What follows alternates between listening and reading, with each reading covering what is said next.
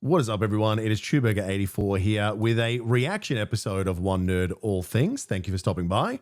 So today we are going to be doing something a little bit different. So I always said to you guys at the start of my videos, or even at the end, what are your thoughts on this topic? Please reach out. Let's have a chat. And that's exactly what my guest here today has done. So joining us on the call here today, his name is Axis, and he reached out to me after my last video where I was reacting to the one Israeli versus 20 Palestinian advocates over on Jubilee. So it's a pleasure of mine today to have Axis on the call. How are you, mate? Hey, I'm doing pretty good. I definitely really enjoyed the video, and whenever you're watching these kind of content videos and you just like, I don't mean this in a bad way, but like you're kind of like yelling at the screen because you Screaming at want to say TV, for sure. something. And Being there, yeah, I mean, this channel may have started from that, for sure. exactly. So I had that urge, and so I had to do something about it. So I gave it a shot. I'm Sure. so glad it worked out.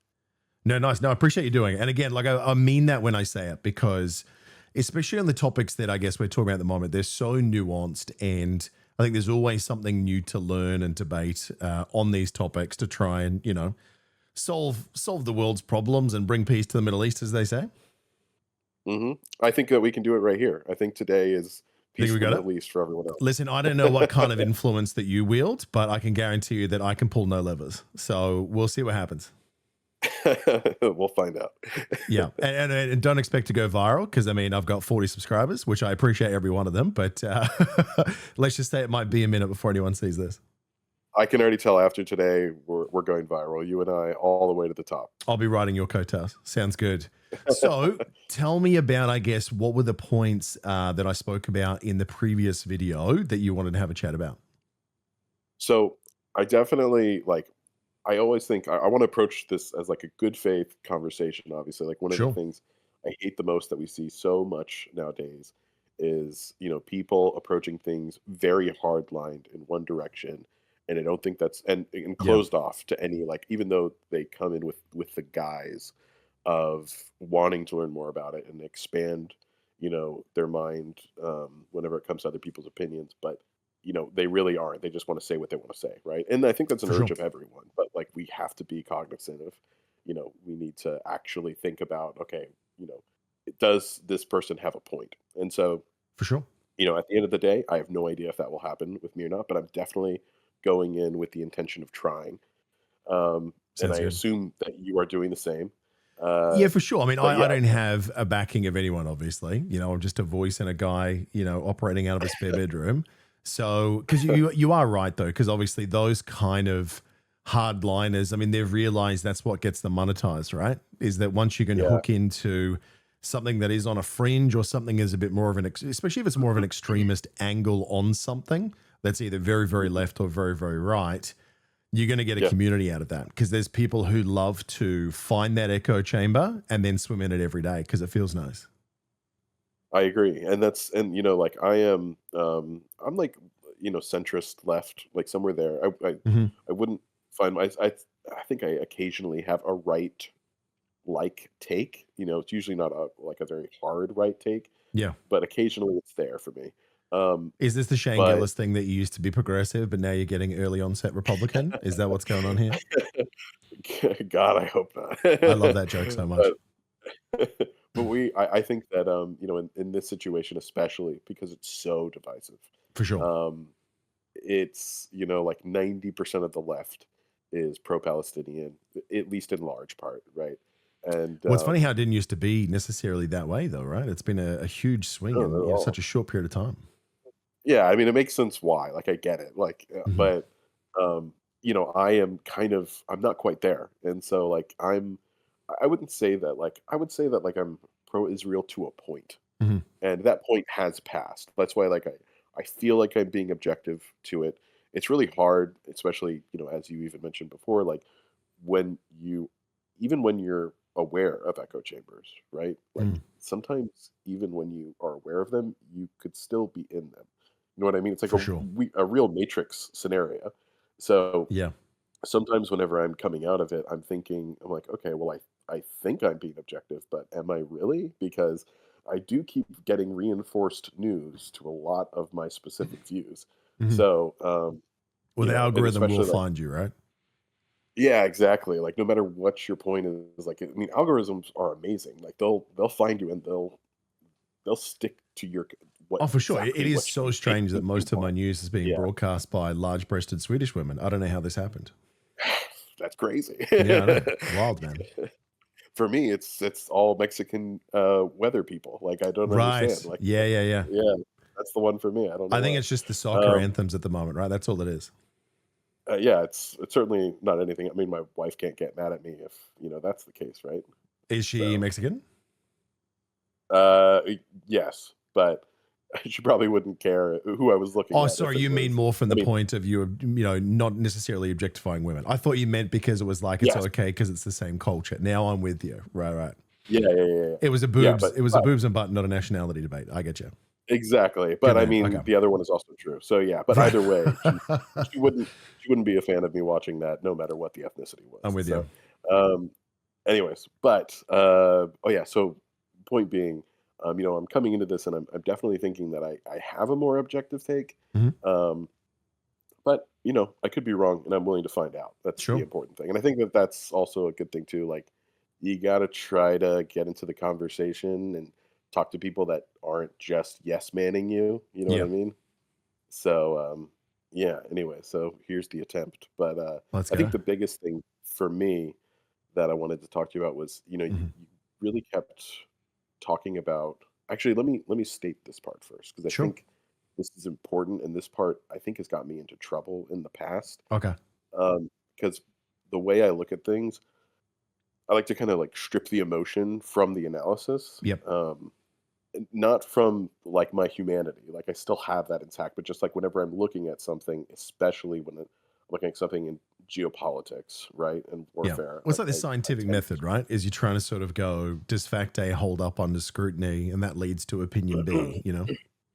exactly. But when with these kinds of things, especially, it's very emotionally charged. So, Oh, of course. um, and I've never really looked at it like that, and so I find myself oftentimes, having this discussion and people being very offended. So, but I think Okay. part of it's because they just don't understand my mindset of coming in. So, Yeah. Well, if you're anyways, preparing to be offensive, I mean, feel free. I mean, I'm so far away from even being close to monetized that I don't have to risk being demonetized right now. So let's see what it is. true. Well, I think I'm safe here, anyways. But Yeah. Yeah. it's really like bleeding heart leftists is what I would say. I Yeah. have a Well, hard. I mean, fart in the wrong direction. You can set that crew off. But then same for the extreme right. You know what I mean? Oh, 100%, 100%. Um, but anyway, so, like, whenever it comes to, like, military strategy and geopolitics, Hmm. I don't think that you should evaluate them by the same ethical standard that we apply to, like, individuals, and I think pretending otherwise can actually make the argument kind of devolve very quickly. Um, and so I think that, keeping that in mind, I'm kind of taking a dispassionate view of a lot of this stuff. Now, I Hmm. do think that, some emotional interjection may be necessary, especially when looking at, how should I say, the magnitude of some of the numbers we're talking about. Sure. But, outside of that, that's kind of where I'm coming from for a lot of this. Yeah, sure. That So being you're said, sort of saying let me that there's a different approach to sort of rules of engagement for a police force in a domestic, let's say, incident versus, mhm. being a combatant in a foreign country. You're saying that the same rules shouldn't necessarily apply. Is that where we're coming from? Yes, like, if I'm looking at something like a micro incident, right? Like, Yep. for instance, like Alex Peretti, right? Like, I can look at Yeah, yeah. that in a more passionate light as opposed to, just because I can really get into the rights and wrongs of that particular individual situation where I have the views, the camera angles of everything that happened there. I can tell exactly what went right and wrong. Mhm. Where if I'm looking on a geopolitical scale, I have to really pull back and I'm looking at a macro view and I'm getting, thousands of people are dead or tens of thousands of people are dead Yeah. at that point. It's hard to And compute with that, that without seeing it. And I mean, even if you did see it, it still probably right, wouldn't feel real. You know what I mean? right, and I think that's the thing because like anyone like viewing that situation, like myself included, Mhm. it would be horrific, right? But I feel like in war and geopolitics, I we have to look at it from a place of more analysis a lot of times. Mhm. Or at least that has to be one of the ways that we actively look at it, just so we can get an actual relative scale versus other things, I guess. Mhm. That's kind of how I'm looking at it. I think that this will kind of show itself as I kind of go into some of the issues. Okay. Um, but first thing that I wanted to talk to you about, because you mentioned it a lot, and this was the thing where I was like, oh, I really got to ask, like, what is going on with this? Because Sure. I truly didn't understand, and it seems like such an off take Okay. that I don't even know if I was understanding it correctly. Mhm. You spoke about intent a lot with Yes. genocide, right? And I think that's one of the key parts in this that makes this a problem for me.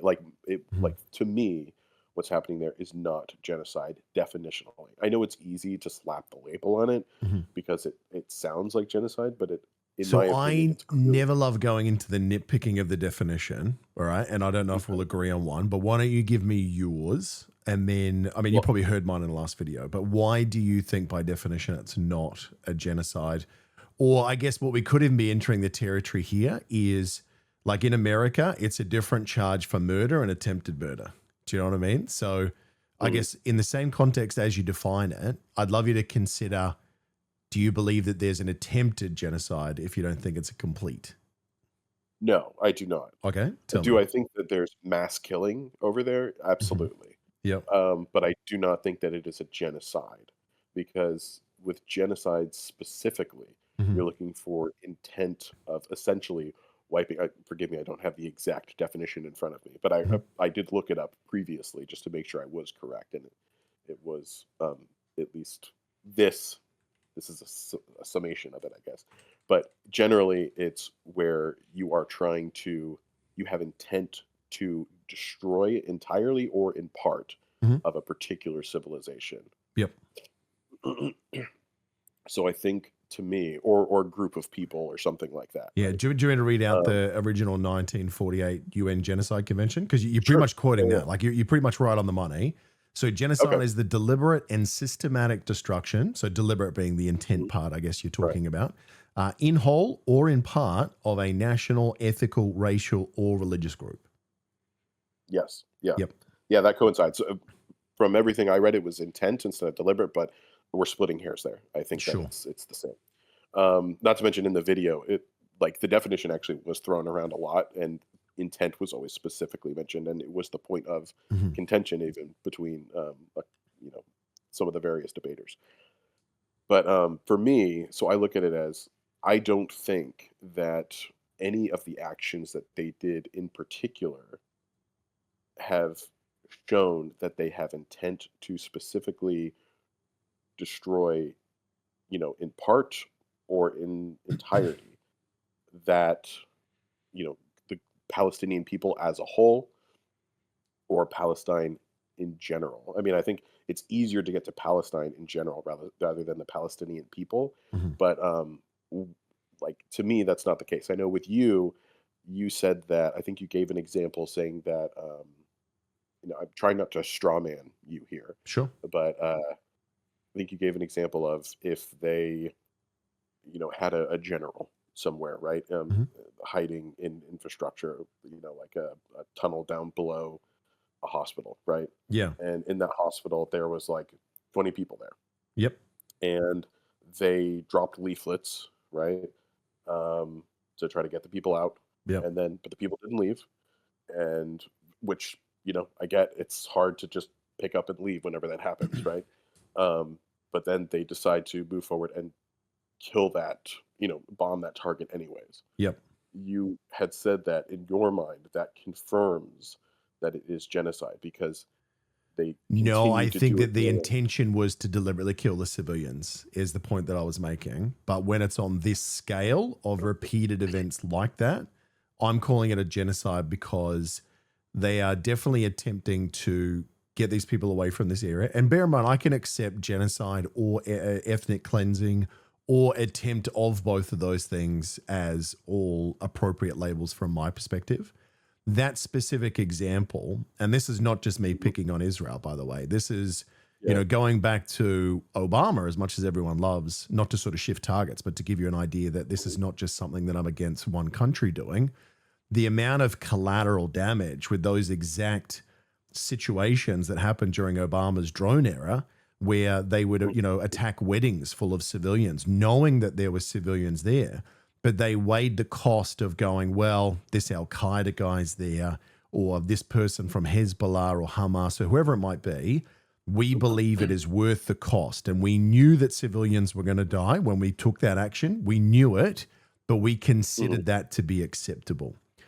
The reason I'm stretching this definition is, one, because of the scale, because of how often they've repeatedly done it, but also the ratio of what we're seeing for like combatants to innocent civilians seems to be far further off. Like, we're not just seeing these independent, one building here, one hospital there, and there's a couple of casualties of civilians in each of those.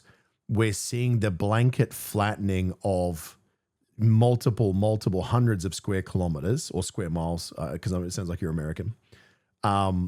So, when I see that kind of a scale and repetition, and it's only happening to the same group of people, and then I am listening to the people who are in charge of that country and the words coming out of some of these far-right hardliners that are not only encouraging this, but are repeating the lines that this is what they want, it's hard for me not to think that the wish of the Israeli leadership right now is not to, maybe not annihilate the people, but certainly to make sure that they don't live on their doorstep anymore, at the very least. So I would say I would counter this with a few different things. So first of all, like you did say right now, and so I am wondering, Mhm. do you always agree that, or do you always think that this was their plan, or do you always think that they had this stance, or do you think that previously they did not, but now they do? I think it's a good question because, I mean, obviously, if you look into the history of this country, if you look into interviews that have been done for years, there's always been elements of Israeli society that have felt this way. And I can understand that given. In what regard? Just if I can get like an example. Yeah, Just so sure. I understand what you're Because saying. obviously this country was, basically it was taken from another country, and you can debate whether it was a country or whatever Mhm. it was. But ultimately, there was Which we people will. living That's on part. that That's land. a question later on. Yeah, sure. So let's say there were people there. Then they said, okay, you don't live here anymore. And then 3 nearby countries attacked them. So you can tell that this was a country that was a result of violence, because obviously, this land was given to them eventually as Yeah. a kind of a repercussion from World War II, where obviously the Jewish people suffered the worst thing that's ever happened in recorded human history. No denying that. Right. And so, they're already having a bit of a hard time and kind of see, a world that perhaps didn't step in and save them the way they should have significantly earlier. So then all of a sudden you have these neighbors that go, hey, we don't love this. This has been the lands of, the Arab people. And yes, there's been Jewish people there. And yes, there's been Christian people there as well. But now all of a sudden it's theirs and they're starting to kick people out of their homes. So we're going to fight them. So I can understand why some of those voices were there back at that time saying, well, look, the only way we're going to be safe here is if we start killing off all these Arabs around us, right? I can understand from where that mentality perhaps started in some individuals. But then what we've seen over the last 4 or 5 years, which is why I said now, is we've seen much more of those hard right people being voted into parliament. Like, we know that Netanyahu would not have been able to form government did he not form a coalition with some of these newer, more, far right, I don't want to say supremacists, but it's really close, mate, voices like Smotrich, etc., that are very vocal about their disdain for not just the Palestinian people, but pretty much most of their Arab neighbors. And the language has certainly escalated. The rates of settlement violence or settler violence in the West Bank we were seeing more and more reports every year. So I say now, kind of referring to like a 3 to 5 year window. But in saying that, I'll be the first one to say that I've got a confirmation bias too, because obviously I was based and living in the Middle East for around 7 years. So I had a lot more exposure to stories on the ground or voices perhaps that I wouldn't have heard, before that 2016 period when I lived in the region. So I'll be the first to admit that some of it could be my eye was more on it and I didn't have exposure to it previously. But now that I've gone back and looked over historical language, I would say that I mean, this is not just exclusive to Israel either. I mean, in every country right now, we're seeing extremist voices come to the fore. You know what I mean? It's not just Israel. Yeah. The difference is, though, in other countries where they're voicing those, quite atrocious things, like, the very hardliner far right people of, kill all the immigrants or get them out of here, that kind of stuff in America. You guys, credit to you, are not killing people in the tens of thousands. But here, that rhetoric is being backed up by very large scale violence. Yep. Yeah. So I mean, I agree with you to a point actually, Sure. because like I personally think like, so, like 2000 and 2005, I think are great examples of, I think that, and I think pretty much like the UN and every large, political nation would agree with me on this. Mhm. 2000, 2005 showed genuine attempts at peace by Israel specifically. And Which one one was of it? the Oslo? 2000, Oslo was earlier than that, or was that Oslo? I can't remember the Oslo was dates. earlier than that. It Yeah. was earlier, right? Yeah. Um, yeah, yeah. 2000 was the 2000 Camp David Accords, and Oh, yeah, then yep. 2005 was the full withdrawal Hmm. from the Western Bank. So, going back to like right now, I Hmm. think that, and this, I want to say that this is like I share some of your thoughts because I think Netanyahu in general, he's an opportunist, and I am genuinely like, I think in his heart of hearts, he definitely would want them gone. Can I Like ask you a question on I that am front? Just clear your on that. opinion. Do Yeah, you think yeah. that he is going down this road because of his attitude towards these other peoples? Or do you think this is pure self interest that as long as I'm at war, I'm not going to jail?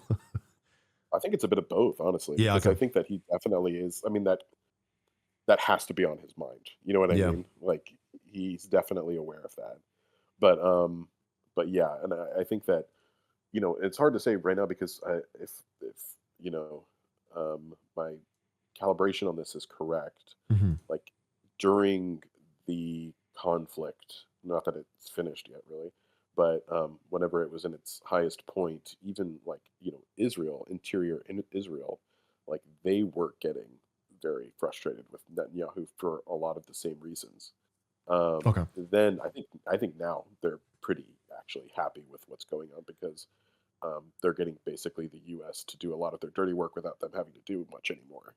Um, Yeah, actually, it but was interesting watching Netanyahu in an interview the other day, where someone, I think it was a Israeli reporter, asked Netanyahu and said, how's everything going with the Israeli and the US war in Iran? And he mhm. stopped her and said, no, this is the American war. We're just supporting our allies. And it's like, oh, we're here now. Exactly. We're just bailing full hard. Yeah, yeah. Yeah. So and I think that illustrates like at least I hope it does that, like I am not sitting here saying that, oh, like he's God's gift to the Israelis or anything like that. Like that's not my take on it at all. No, I sure. think I think what I intend to do is bring like a more, hopefully, like nuanced version of this conflict Hmm. to people's eyes, just because in my opinion, like a lot of these things have been thrown around and I think that they're not quite accurate. I'm not at all saying that, you know um, and of course whenever I say Israel, I mean the leadership of Israel, right? Because Hmm. the citizens are slave to their politicians, as someone from the US should know very well. Hmm. um, so yeah, I think basically what's going on there now, I still stand by the fact that for me, like the fact that they had dropped, even in this past conflict, they went out of their way, and I say out of their way, I really mean it was the bare minimum, but they did do it. Like they did door knocking, or I think it's called roof knocking, actually, roof knocking, pamphlets, text messages, all that other kind of stuff, which is kind of required to skirt the issue of genocide, Yeah. but it is used, like that is a thing for a reason.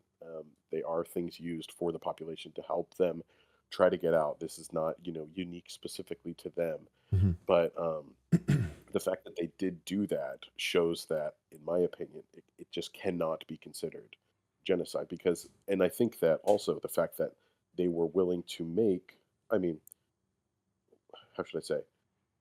like I think a good parallel to this is like if we look at the Nazis, like that was genocide. Like if Of they found course, a no Jew doing denying. something Yeah, like that, they were killing that Jew.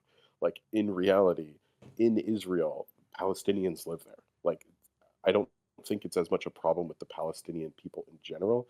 It's the institution of Palestine, and specifically in relation to the conflicts that they have had with them, especially in that contested area. Mhm. So I don't think that it's a like we hate Palestinians, we want all of them dead. I think it's they're tired of dealing with the Palestinians and the constant. And don't get me wrong, Are it's you been a sure you don't lot of want to back and correct forth. yourself and say Hamas real quick before you get in trouble? You're right. I probably should Yep. say that. I I I mean, if you do feel mean Hamas. Palestinians, say Palestinians, but I had a feeling you meant Hamas. Yeah, yeah. I did mean Hamas, but I will Yeah, say yeah. that they were, Hamas was voted illegally. I am sure that a lot of Hamas. I mean, I think they are still widely supported. I don't know. I haven't checked on that in quite some time, but at least at the beginning they were. Well, I mean, you're But, finding it's kind of a chicken and an egg, right? Is that, mhm, when there is a peacetime, these extremists are sort of pushed to the fringe and they're unpopular. Whereas what you're mhm, seeing, even at the moment in Lebanon, you are seeing the public attitude from like very small surveys. And obviously, there's not a lot of great news getting out of Lebanon at the moment for obvious reasons. right. But what you're already seeing very early is that as soon as the Lebanese were invaded again, and now Mhm, we've got occupation in southern Lebanon by Israel. If you had to ask people in there, let's say a year earlier, Hezbollah, what do you think? mhm, Versus now, they're already showing that Hezbollah is becoming phenomenally more popular because they're right. seeing a Lebanese government that is saying to Israel, this is fine. No, Hezbollah is the enemy, not you, right? Right. But then Hezbollah is not bombing the Lebanese people. So Right. it's the same is true for Hamas that, is there a Palestinian government? No. So there's no Palestinian government fighting for them because the PLO hasn't really been around for a long time. Yeah. So the funny thing is that, and the same thing I guarantee you is going to happen in Iran, is that a lot of these people who may have been against the IRGC or who may have been against the regime and wanted something at least more moderate, if not complete liberation, once you see your family killed for having nothing to do with this and never done anything to a foreign nation, and then they bomb you or a friend, and I know it's the, attacking the emotional argument here, but I can't help but mention the school on day one of the war, is that you can't be surprised to then find that some of these people go, hang on a minute. My Mhm, opinion was that these guys were the bad guys, my people, the IRGC or Hamas or Hezbollah, but now I right. see them shooting the guys that are actually killing us. So I'm confused Right. now. Are they the good guys? So I actually disagree. I think that the support for those people and not being popular amongst their own people, if you wound back the clock a few years, I think you're probably right. But I think that at the moment, when the Well, I'm only just mean more of forces that are a fighting them, that and they're kind of seen like this, I mentioned to a friend earlier, actually, like I didn't realize they called themselves the Axis of Resistance, which is Hezbollah, mm, Hamas, Houthis, and Iran. That's right. that's honestly what some of the people are starting to believe. So I think you've created some hardliners there. I'll let you respond to that, but then I'd love to go back to your point about the intent that you mentioned because I responded to your later point, not the first one. So if you Sure. want to respond to anything I said there, go for it, and then I'll wind back to the intent and the leaflets. Yeah, so I think, just I mostly say that, like, brought up, them being supported just because, they were like essentially democratically elected as, the government for the area. So and it was Uh, considered like it's that murky. I was mean, con- you're half right, half wrong. You know what I mean? Yeah, yeah, yeah. Because there was, I don't we think haven't so. I really think it had was that level of widely it. considered like an official, like, trusted election. Like there was no Mhm. real foul play in it or anything, even on a like a national scale. Or I'm sorry, an international scale. Like I think that's Yeah, like a known but the thing. way they were run, you wouldn't consider it like a nationwide consensus that you would for other nationalized elections. But you're right. I mean, it was as far as their justification and their For the measurement area. goes there. You're right. Obviously, there was the PLO, Palestinian Liberation Organization Yeah. before that. And then, yeah. So, yeah, you are right. There are some people that absolutely voted them in. Yeah. But it's like Yeah, I America. think I mean, you can have the people that gets the most votes sometimes not actually be the person that wins. So I actually don't know their yeah. system well enough. But let's say I'll concede that point and say maybe that's true, that there was a majority that perhaps voted for Hamas. Yeah, I mean, I think it was like, I mean, like, in fact, like everything that I've ever seen. I mean, feel free to check with ChatGPT or something like that in the Mhm. meantime, but like to check me on it. But I'm like 95% sure I'm correct on this, at least, that they were legitimately elected, and it's widely considered that they were legitimately elected by the majority. The majority of people did support them. I don't know how that wavers on October 7th or not, or after that. I don't know where it goes from there, Mhm. but at least starting off, it was like that. But I will say that, once that happens, specifying Hamas specifically, um, and the situation that led to everything there, I think, uh, just going back to the intent thing, um, whenever they made a lot of back and forth between, one nation bombing the other, everything like that, at the border, because we have a very tit for tat scenario based on the creation of Israel, which I'm sure we'll get into in a little bit. Yeah. But I mean, the tits and the tats are definitely not lining up. y- how do you mean? I mean, we're I talking mean, like, this is a going to missile derail us strike. again. What's that? I said this is going to derail us again.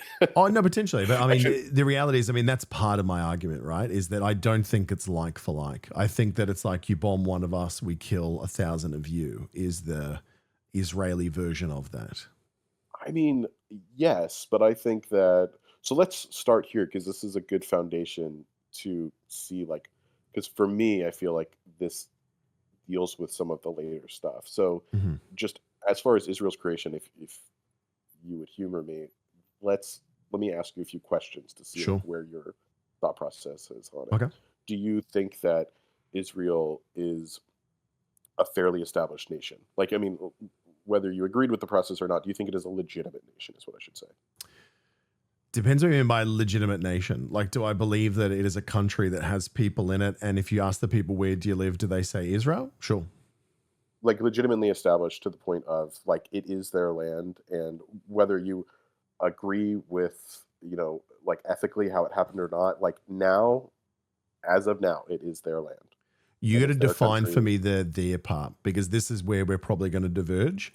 In my Israel. opinion, the people who have historically lived there and have had homes and raised kids and been there for generations, whether they identified as being part of a country or not, they are the owners of that land they live on as part of a greater nation.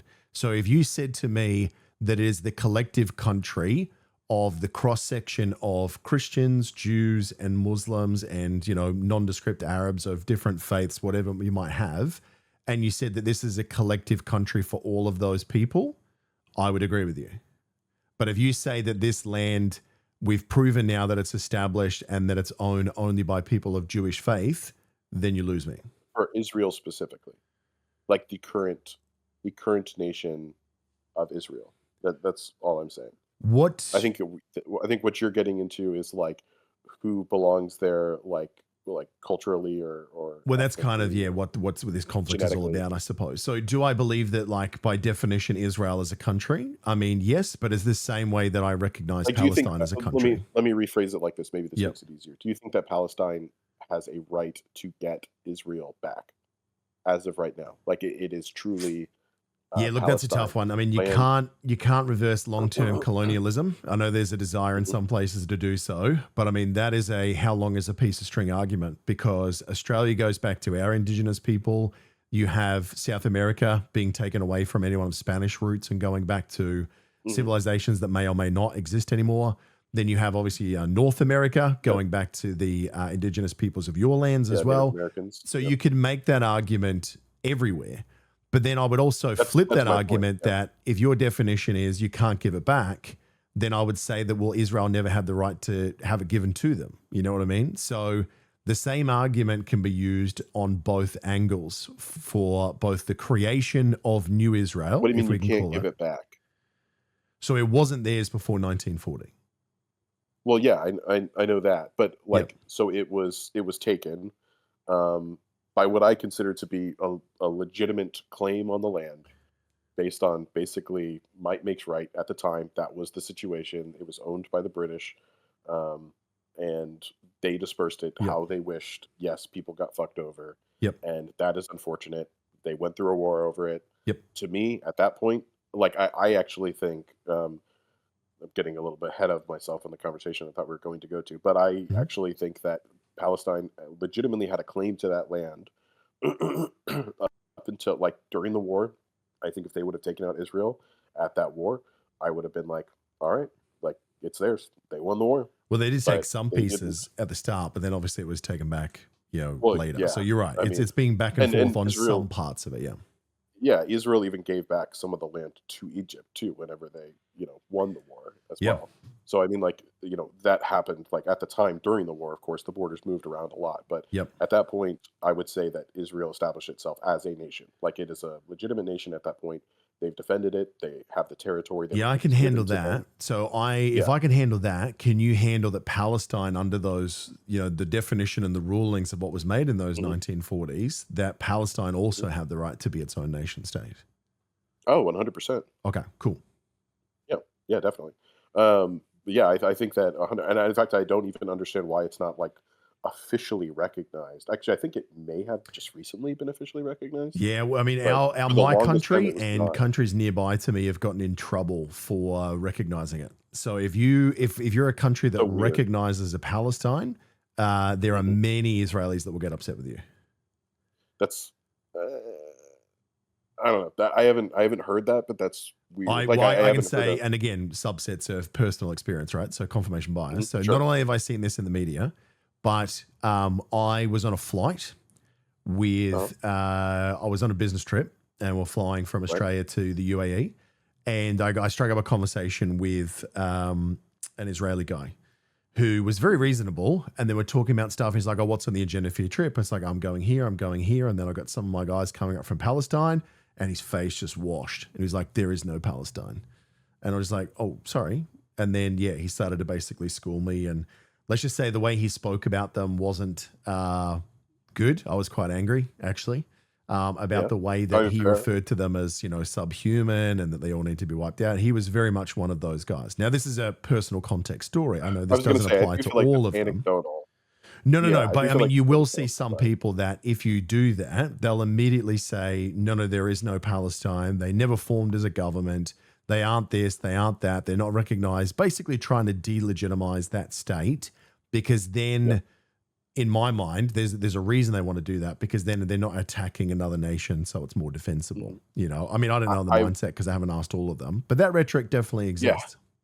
I would say like some people, I 100% I can Oh, for believe that sure. because some people think the world is flat. Like so, I mean, Yeah, I think that some people think anything, and I think yeah. I actually probably think that more people in Palestine actually do not recognize Israel as a nation than Israel's, and then Israelis recognize Palestine as I a. don't know that I'd agree with that because I think a lot of them, I think most of They them, have except for a some of the literal extremists of catchphrase for it. Hamas, certainly Hamas would love it to go back to pre 1940s. But I think you'll find Hmm. most people, even Hamas now changed their tune in like 2016, 2017. Not that I ever want to be in a conversation where it looks like I'm defending Hamas. But Hmm. at the same time, though, they've even changed their rhetoric of we don't want to go back to the way it was. We want to go back to 1948 borders and we want to have the right to have our own sovereignty. So I don't know that I agree with that. The same way that you say that I don't think I'm like I'm just all saying, like, Israelis believe there's that. even a I agree. phrase, like, "From the river to the sea, Palestine will be free," kind of thing, like, But they even see that, it as right? You can manipulate that two ways. So you know that right now, what you just said, mhm, I can't say that.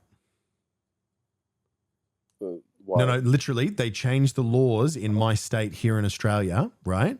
If I Oh, say is this what I you think I just remember you said, mentioning that, I will be clamping arrested. I'll down send on you the the law after this. that's It is, and crazy. this is That's one of the crazy. things that really is frustrating where we Mhm, don't have that law. Like there's a lot of racist shit that gets said everywhere. And in Australia, mhm. quite often as a joke. Not that that makes it tolerable, but we have a very fucked up sense of humor, right? There's no denying Uh-huh. that, right? We quite often That's make true. the darkest One of jokes your at the redeeming wrongest traits, times. I'd say. What's that? That's one of your best traits, I'd say, but yeah. Well, it depends on who you're in conversation with, right? If it's an extreme Apparently, leftist, yeah. it's not going to go well, right?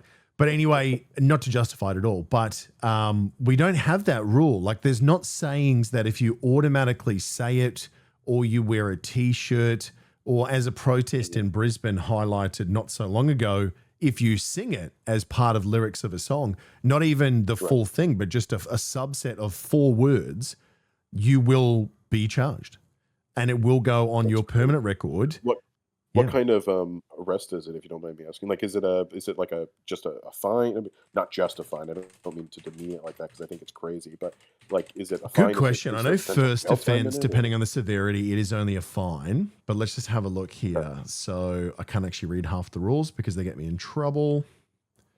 Oh gosh, Penalties of up to 2 years in prison. that's nuts. Yeah, That's it's fucking crazy. But this is the thing, is that this is all tied to this, and part of why I have frustrations a lot about this conflict is that if a lot of the actions that are happening right now happened anywhere else to any nation on planet Earth, the rhetoric on this side would disappear. I think we would universally be united against these behaviors. But because it is this particular nation, and Yeah. there's a lot of reasons why, I completely understand. But I was it gonna is ask, can you- frustrating for me personally. I always struggle with consistency of law. Like, I hate it when laws are butchered and manipulated, where people can commit a crime and walk, and then another person will commit the same crime and go to jail for 15 years. And you go, Yeah. the shit just happened. That's not right. That's not fair. I have a real problem with that personally. So when I see this, where someone could come in, and if I had a religion, which I don't anymore, Right. and they came after me incredibly hard, they could say whatever they wanted, right? They could take a dump on a statue of Jesus in my front yard, and they could go viral, be interviewed on the news, be seen as a bit of a dickhead, but he's not going to jail for up to 2 years for violating a religious symbol. No. But we utter a phrase that, and sorry to go down this line, because I know where we started. I promise I was coming back. It's the inconsistency that bothers me. But with that phrase, it's perceived 2 ways, though. There's the version that you said, right? But the part that a lot of people stop, or I guess manipulate, is that nation will be free. Now, does that mean that Israel still exists? Because there's no call for Israel's non-existence in that phrase. Like, that is the whole phrase. Has Hamas and it some of does the refer to the extremists Western expanded it? Yes. But is everyone, when they say that, mean that? Like, if I had the tens of thousands of people that have protested in this country over the last couple of years, if you add them all up, that are pro-Palestinian in this movement, I haven't heard one of them call for Israel's destruction. Like, when they say it, in the context that they mean, is that they want them to have the occupation in the West Bank ended, and they want them to be able to form their own government and basically determine their own destiny. In none of that is there a call for Israel's destruction. I think that there has been a subset of extremists, and that has been expanded upon now by the Israeli lobby to say, no, everyone, when they say that, that's what they mean. And I think that bastardization of that phrase is a manipulation that I think has gone far too far, when it is now impacting the everyday language of the country I live in. Like, I think, especially when the context of what you meant when you said it should matter. Right. I mean, like, it is, I guess it's widely known that because it's from the River Jordan to the Mediterranean Sea, that covers current day Israel. So it is literally meant to be that Israel's land is their land. Now, I want to be clear. Yeah. I don't think that this is the majority of people either way. I'm just saying, I think that that minority that thinks that is larger than the minority of Israelis that thinks that Palestine should So not with that exist. same train of thinking, how do you feel when you hear some of these people in Israeli politics that are in the ruling party right now that are drawing maps up of the Greater Israel Project? Yeah, I have not even, like, I haven't even heard of that. Because they're before, like, referring back to the original Jewish text of, and this is where obviously it's become such a meme now of, promised 3,000 years ago, right? Where obviously that was it from the Euphrates to I can't remember the other one, but basically if you drew that map up, which now some of them have done, it goes all the way up through, Saudi, parts of Jordan, right up through pieces of Turkey, Egypt. And now you've got people, within government, now this has started, kind of talking about how this is what we're entitled to, that this is what was promised to us in our Bible. And I don't know if that's true. I haven't read the Torah. But there is definitely those conversations. They're very easy to look up. They're putting it on national television. They're standing in front of maps now. I mean, Netanyahu was standing in front of a map, I want to say 2 weeks ago, where he let slip on a couple of bits and pieces. So, I mean, if you're saying, well, I find that phrase offensive, that they're saying, well, the only way that we can do I'm not saying that I is find if it we're condemning offensive, by them. the way. I just think that is something that's happening. That's all I'm Okay, saying. sure. Yeah, would you say that if we're going to apply that rule to that, then theoretically anyone within Israel, like I mean in Australia, in my opinion, if someone says Greater Israel Project, if we're going to extend that rule that's been impacted on my state here, then every time someone says Greater Israel Project, they're inferring that they want the non-existence of multiple countries now, which is on a more greater scale of the crime that they're accusing that phrase of having. So again, it's an inconsistency, I feel, where one side can, pre-call their shot. I mean, there's already now vague threats coming out of the Knesset against Turkey when they're not even done with Iran yet. I hear that language and I go, oh my God, they sound like they want to do this now. But then as soon as someone utters that phrase, now that's a problem. So that hypocrisy does bother me, if I'm honest. Well, that phrase has been something that's been around for an incredibly long time. Sure. That, and it's been held by the people who are sizable, still a minority, but sizable on the Palestinian side that do think that. And I actually get why they think that too. Like I think that it's as much as I don't agree that it is true, but I get where they're coming from on it. You know what I mean? So like. So you think most people that say it think that means they want the non-existence of Israel rather than the freedom of the Palestinians? Oh, yes. I think that that's actually like, and that's why I'm saying like I'm hedging my bets here. I'm saying thinking, but like that is always how I have ever found it to be. By found it to be, I mean like that is what the people who have always said that say that they mean by it. You guys have had pretty large-scale protests that have been pro-Palestinians in the US too. So those Americans that are on the streets saying that, do you think they're calling for the end of Israel, or do you think they're calling for the freedom 100. of Palestinians? Oh, I think. Well, like saying that specifically, or people that are protesting. Well, I'm talking about like the example of the Americans that are out there protesting. Do you think that they're saying that, fully saying that they want the Israelis dead?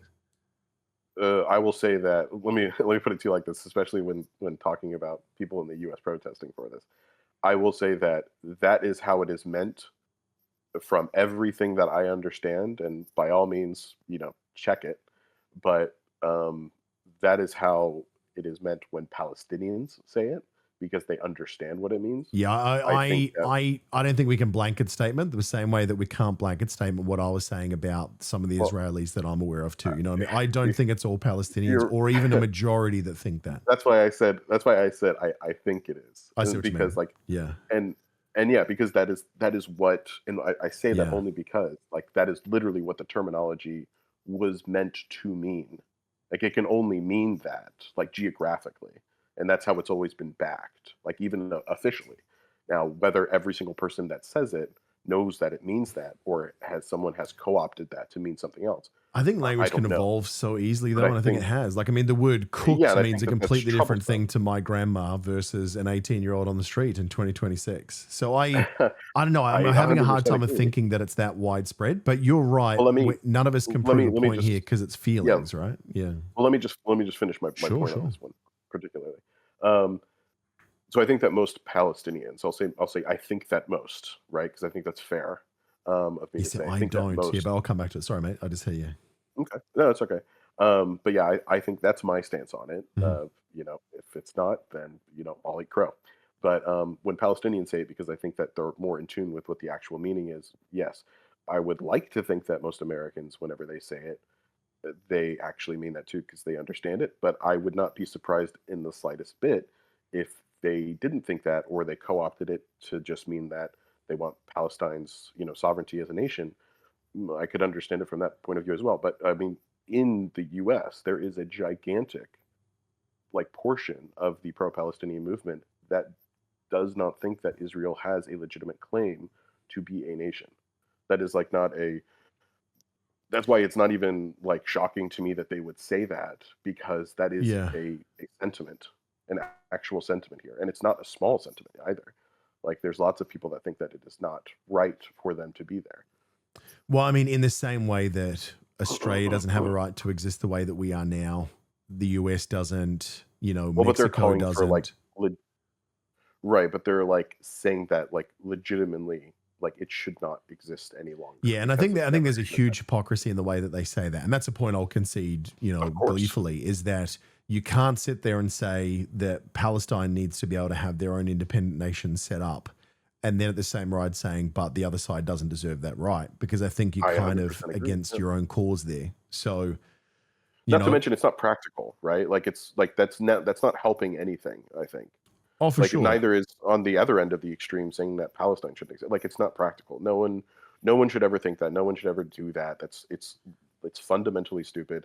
It evolves the conversation absolutely nowhere. And honestly, Yeah. like the second someone hears it, like they're gonna think that your opinion doesn't matter because you're not being realistic. You know what I mean? And it's just gonna further the divide between, the Oh, for sure. And I particular mean, and parties. that's the problem is that, you know, there are so many complications of the world that we're still feeling the after effects, and we're still evolving with Mhm. national identities because, you know, international colonialism.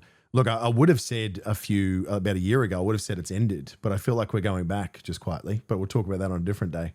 Yeah. But I think that, you know, there are so many countries that exist right now the way that they do as a result of that. And it's hard to know Yeah. where to draw the line, because if you I'm say, well, living that in has one to right roll now. You're back, living then in one right now.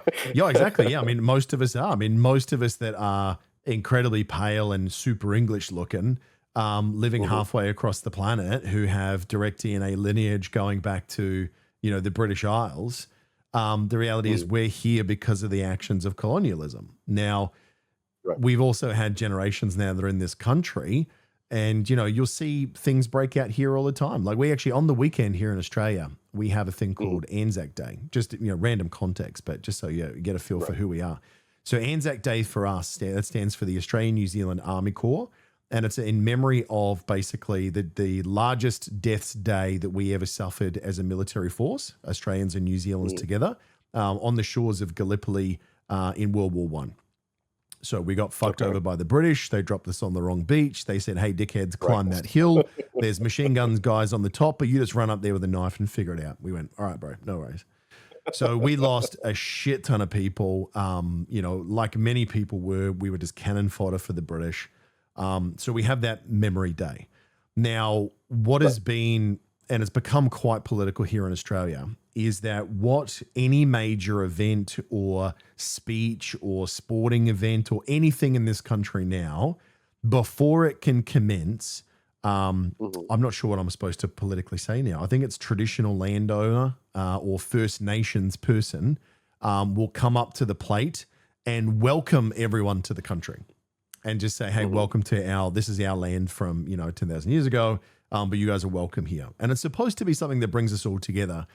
But Right. Anzac Day, especially, it's become this real political thing because a lot of Mhm. people whose families fought and died for this country are like, the fuck are you welcoming me here for? Did I not bleed for this place? So a lot of people have Right. made like this real political thing, and someone actually booed it, or apparently quite a few people booed the welcome to country for the second year in a row. Then everyone's just like, Oh, oh, wow. they're just fucking racist. Where it's like, well, they're trying to make a point. No one's really 100% right here. There's definitely points on either side that to welcome, you know, it separates, like it's divisive Yeah. language. It's just like, you know, I'm so glad that we're here celebrating this together with the traditional landowners and the current occupants of this country. If the language was something like that, maybe to be more cohesive, I don't know. Um, Is that something that's pushed by the younger demographic over there, or is that It's kind like of a growing everywhere. Like everywhere movement? you go now in Australia, like Okay. shops will have this is a safe space, and there's like a rainbow colored Australia on the front, or you Oh know, gosh. there's an ad saying, you know, we want to recognize that this is the traditional land of this mall, and it's just like that feels worse. It's just like we acknowledged that other people lived here first, and then we wrecked all that and just built a concrete, temple to commerce, And now I have a store on it. But Yeah. we remember, you know what I mean? Yeah. So look, it's a complex issue is what I'm trying to say. But, it does, because people are out there declaring it just has this huge amount of political context that's applied to it based on people's personal experience versus, it's an ongoing thing here as well that echoes some of the challenges of some of these phrases in some of these things. But most of your centrists are out there just going, fucking relax, let's just get along. Yeah, I wholeheartedly agree. And plus, I think we actually saw this outlined in the debate video itself, where the participants of it were actually like we had a lot of discussion around the definition and the disagreement of the definition of Zionism, right? And like what exactly they were attaching to Zionism. Yeah, and I think you probably heard me on that video that I actually had to change, I think, the way that I'm going to use the language now, because I think the Israeli guy had a point that, like, when I would have probably referred to myself not as anti-Zionist, but certainly against the current, what would you say, implications or what the current Zionist movement is doing. Like their actions, I condemn them. But Zionism in itself is, when you look at the definition, which I had to do a little bit more closely in that debate, and this is why that guy was technically right and everyone was fucked right out of the gate on the rule of the debate and the claim, is that technically I'm not against the Zionist movement because I do believe that the Israelis, just like anyone else, have the right to, be free in their own nation and grow and evolve and be happy and live free. However, I think what I probably now am getting to is, and I don't know whether this languages are right, but it kind of feels like it. It's more of the Jewish supremacy movement, which is not a phrase I ever thought I would utter in 2026. But you know what I mean? Like I actually think I have had to adjust my definition because I'm not anti-Zionist at all. What I am is this supremacy movement that we deserve rights over and above the other people that live in our nation or nearby us. That's what I'm against, is those actions and ill-intent wishes rather than, it's not actually nothing to do with Zionism, if I'm honest about it. But I mean, I 100% agree with you on the Zionism part. And, Sure. And I think a lot of like the issue is that people don't understand the definition of it clearly. And I do think that it's used as kind of a trap as well. But Well, I it's think becoming at large, borderline a it's just slur now. Like people spit it in some circles. You go, Zionist, you know what I mean? exactly, yeah, and so it's definitely becoming a problem. Yeah. But it's just a definitional issue. But yeah, I think that just touching on what you said there, when you said that you see like Jewish supremacy, right? Because you consider them wanting rights for themselves that others don't have, correct? Yes, that's what I mean by that statement. Yeah, I'm not trying to apply any other context from any other supremacist group. That's exactly what I mean. Yeah, that's a good understanding of it. I was just curious of like, so what particular rights in what way do you mean? Like, yeah, sure. Like relative to who, I guess. Yeah, so I would say the biggest ones for me is right of religious freedoms. So, I mean, you certainly don't have the same rights to express yourself in Israel, so you're seeing where, for example, Easter Sunday, they had denied access to the Catholics being able to go into their, sorry, I got a gate crasher. My son just bolted into the room. Hey, buddy. Oh, no worries.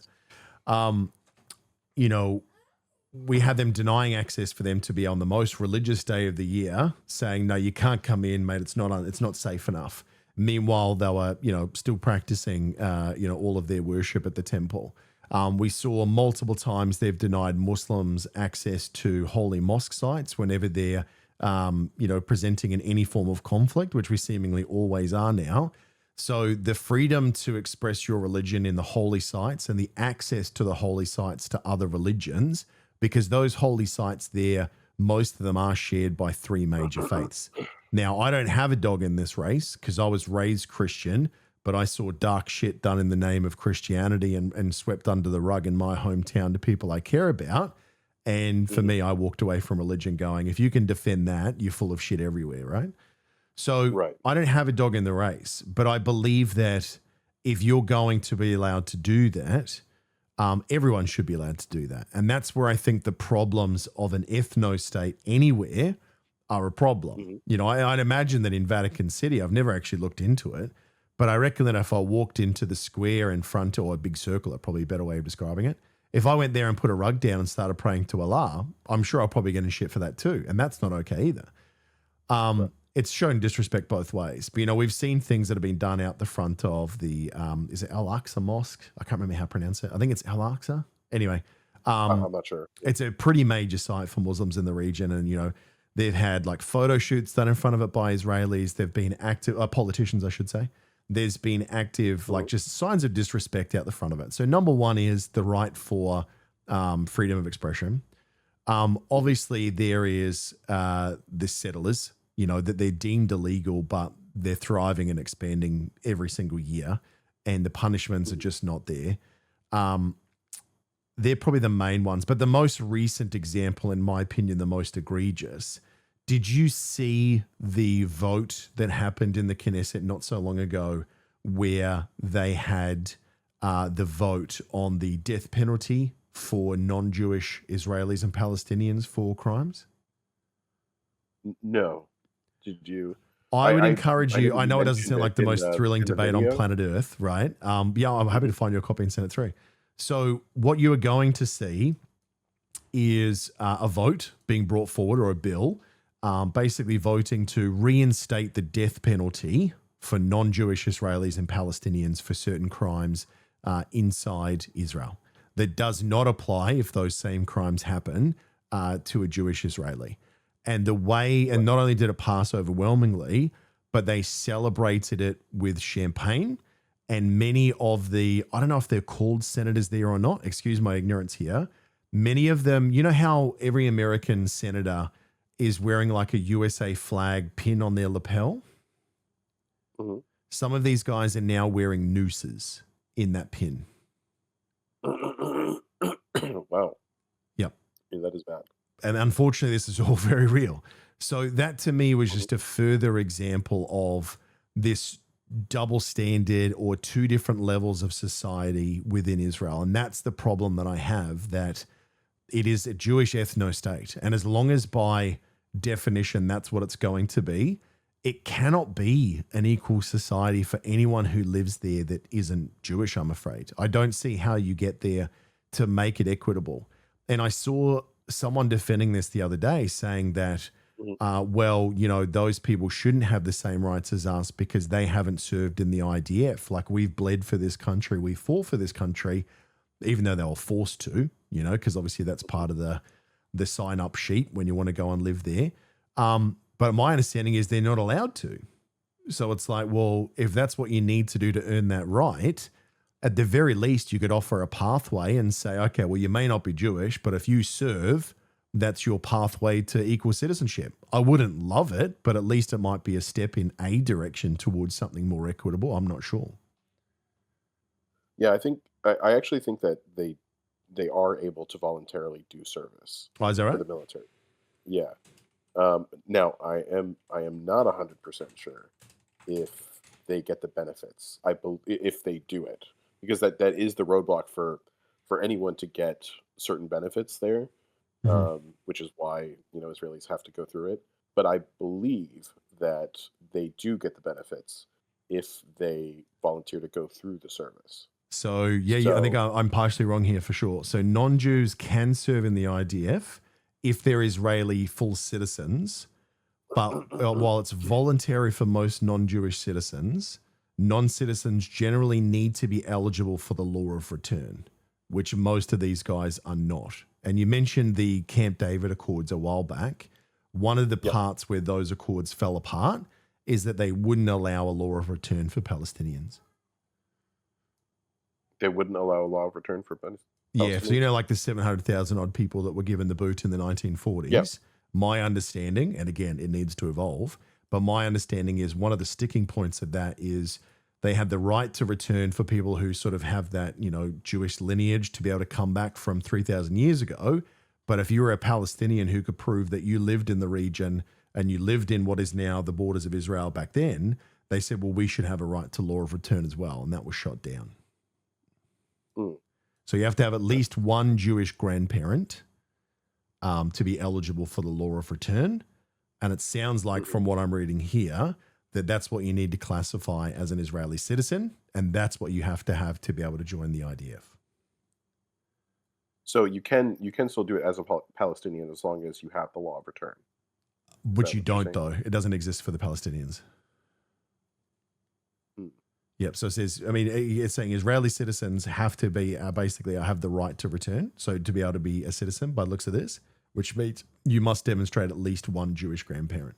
So that means they won't be able to qualify for that. There is no rule of return for non-Jewish Palestinians. Huh. Interesting. I didn't see anything about that in there, but I'll have to check that out afterwards. But Mhm. yeah, I mean, if that's the case, I mean that's unfortunate. I feel like I don't know. I feel like there has to be some kind of loophole there because Well, of course, because Palestinians it's religion have and DNA, been right? Because you can be well. like a Christian person now with a Jewish grandparent. So technically, you're there under right of return, so you can be an Israeli citizen.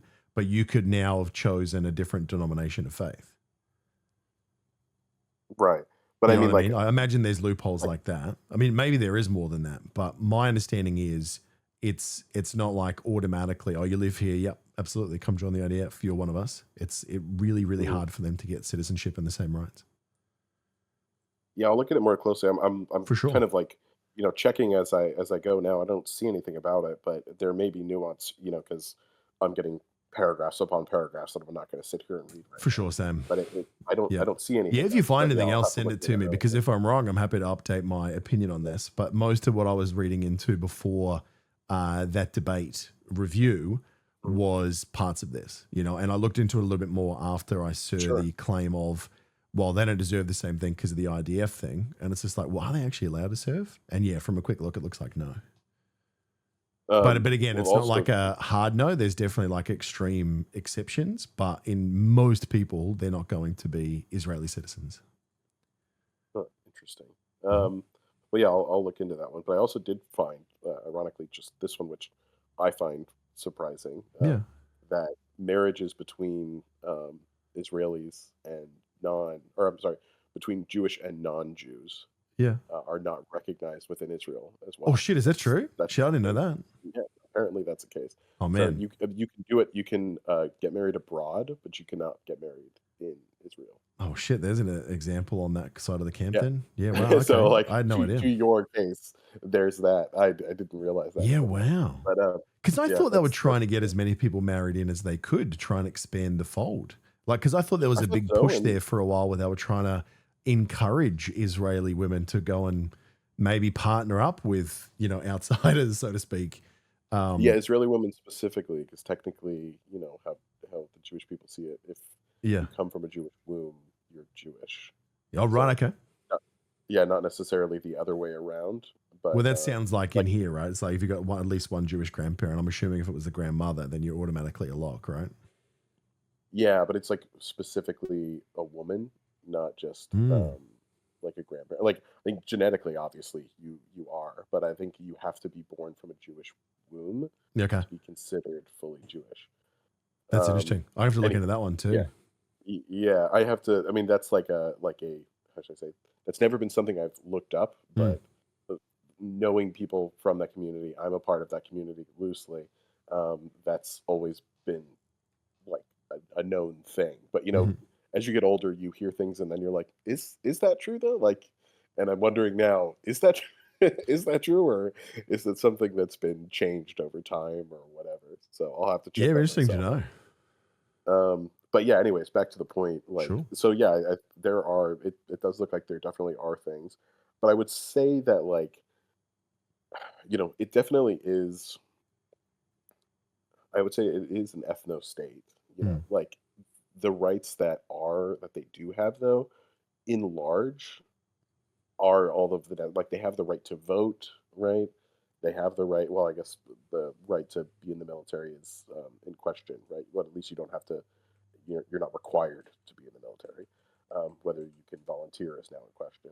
Um, but yeah, I mean, like I think like in large part, all other um, races, or Yeah. people of religious belief, whatever, they can One participate small fully in point. society for most things. Yeah, I guess one Vast small majority. point here is we're talking about overall Israel, where it gets really Mhm. murky here, and where the division between Jewish nationals and other divides is obviously the West Bank. That's different because my understanding Yeah. is those guys down there, they can't vote, they can't move around freely, they have to go through checkpoints, they can be denied access to streets that their homes are on, by the IDF if they choose to. That's, I guess, Yes. where things change quite dramatically. But that to me, that also makes sense to a point, and certainly doesn't, it doesn't account for all the violence that I'm sure goes with that hand in hand, right? But What like, ratio, if I know obviously this is not going to be statistically backed, but what does your gut tell you? right, Perpetrator wise in the West Bank, who is the mhm. main perpetrator of violence? Is it IDF and settlers versus Palestinians or non Jewish in the West Bank? What percentage of that violence would be with the Israelis, the IDF, as the oppressor or aggressor? Oppressor. I mean, undisputably, Israel, right? I mean, Okay. like that would be, yeah. I mean, you couldn't deny that. As far as like instigation of violence, now, like since October 7th, certainly Israel. Yeah. Instigation of violence beforehand, I don't know, probably mixed. And I'd say in the then, West Bank, it probably still leaned because obviously it is an occupied territory. So, I mean, they've definitely, yeah, but instigation of violence, though. Like, I mean, like well, I mean, all things settlers by considered. definition is violence. I mean, I guess that's where I need to separate the settlers and the IDF Well, okay, there. yeah, But yeah, that's different because then they're always in a state of violence. So correct. I don't Yeah. know what to do with that. But yeah, I mean, like instigation of violence outside of that, if you consider that violence, then which I agree, like that's a form of something. I don't know if I'd call it violence, but Hmm. um, like of oppression, yes. Oh, look, I'm sure But there's some violence on the other side. I mean, if someone said to me, "Hey, mate, well, you there's can't go definitely. down that street," you go, "But man, I live just there. Like, you can see my house. Like, that's my dog in my front yard." You go, "No, you don't live there now." I'd be fucking violent too. I You know, mean, I'm sure there's been incidences of locals being violent as well, but well, yeah, yeah, but that's the thing is like I don't really like I get, and I've said this before, like I mm, get why they are upset too. Like, yep. you know, the what would you call it? Why am I blanking on the phrase? Not blockade. That's like Star Wars, or not Well, no, necessarily not Star anymore. Wars. That's a real thing that your military is Yeah, doing right now. Yeah, and it is by in definition the an act straight, of war. Yeah, yeah. in the straight. Yeah. You're right, though. Yeah, yeah. But you know what I mean. For the area, why am I can't think of the name. It's like The border. checkpoints, right? Well, yeah, but in large, like what's it called? Like the act that they're doing. I don't know why I'm blanking on this right now. You mean with like the occupation of the West Bank, or Yeah, there's a certain term for it that's escaping me right now. But yeah, okay, the occupation. Let's just call it the occupation. sure, sure. It's a synonym. Um, so the occupation that's there, I mean, like I definitely think that like I understand why Palestinians, like like good faith Palestinians, which I assume are most Palestinians, right? Um, why they would be upset, and I'm sure that they get harassed and everything like that. And Yeah, I think that there's a minority of Palestinians that maybe are or are not, you know, members of Hamas. I don't know, but they certainly instigate things as well. Now, I think before October 7th, I think it would probably, like, I wouldn't be surprised if it skewed Israel still, like during the occupation. Um, but I think the thing is that like the biggest issue that's always been the case, and I think you would agree with this too, is that like it's, in my opinion, like I said before, it's been very tit for tat, and the problem is that like one tits and then one fucking tats. You know what I mean? yeah, with the Like, tat tat tat tat tat tat tat tat tat tat tat tat tat from an attack yes, helicopter. Yeah, yeah, yeah. Exactly. So I think that like I do agree that like the force is disproportionate. Pretty Yeah. much always is, but that's because they have vastly more resources than the other. And I don't think that the other one But they're being would allowed like to. Do you know what I mean? That's kind of my point as well. Is allowed that to how or like who no, what do you no, for mean? sure. What do you So I mean? mean, you have well and over and over and over, you've had declarations from the Israelis in Mhm. government that it doesn't really matter who is elected into, the Oh, you're saying the Palestine. government is greenlighting them to do whatever they want? No. I'm basically saying that Israel has never really wanted there to be an armed and properly run Palestine.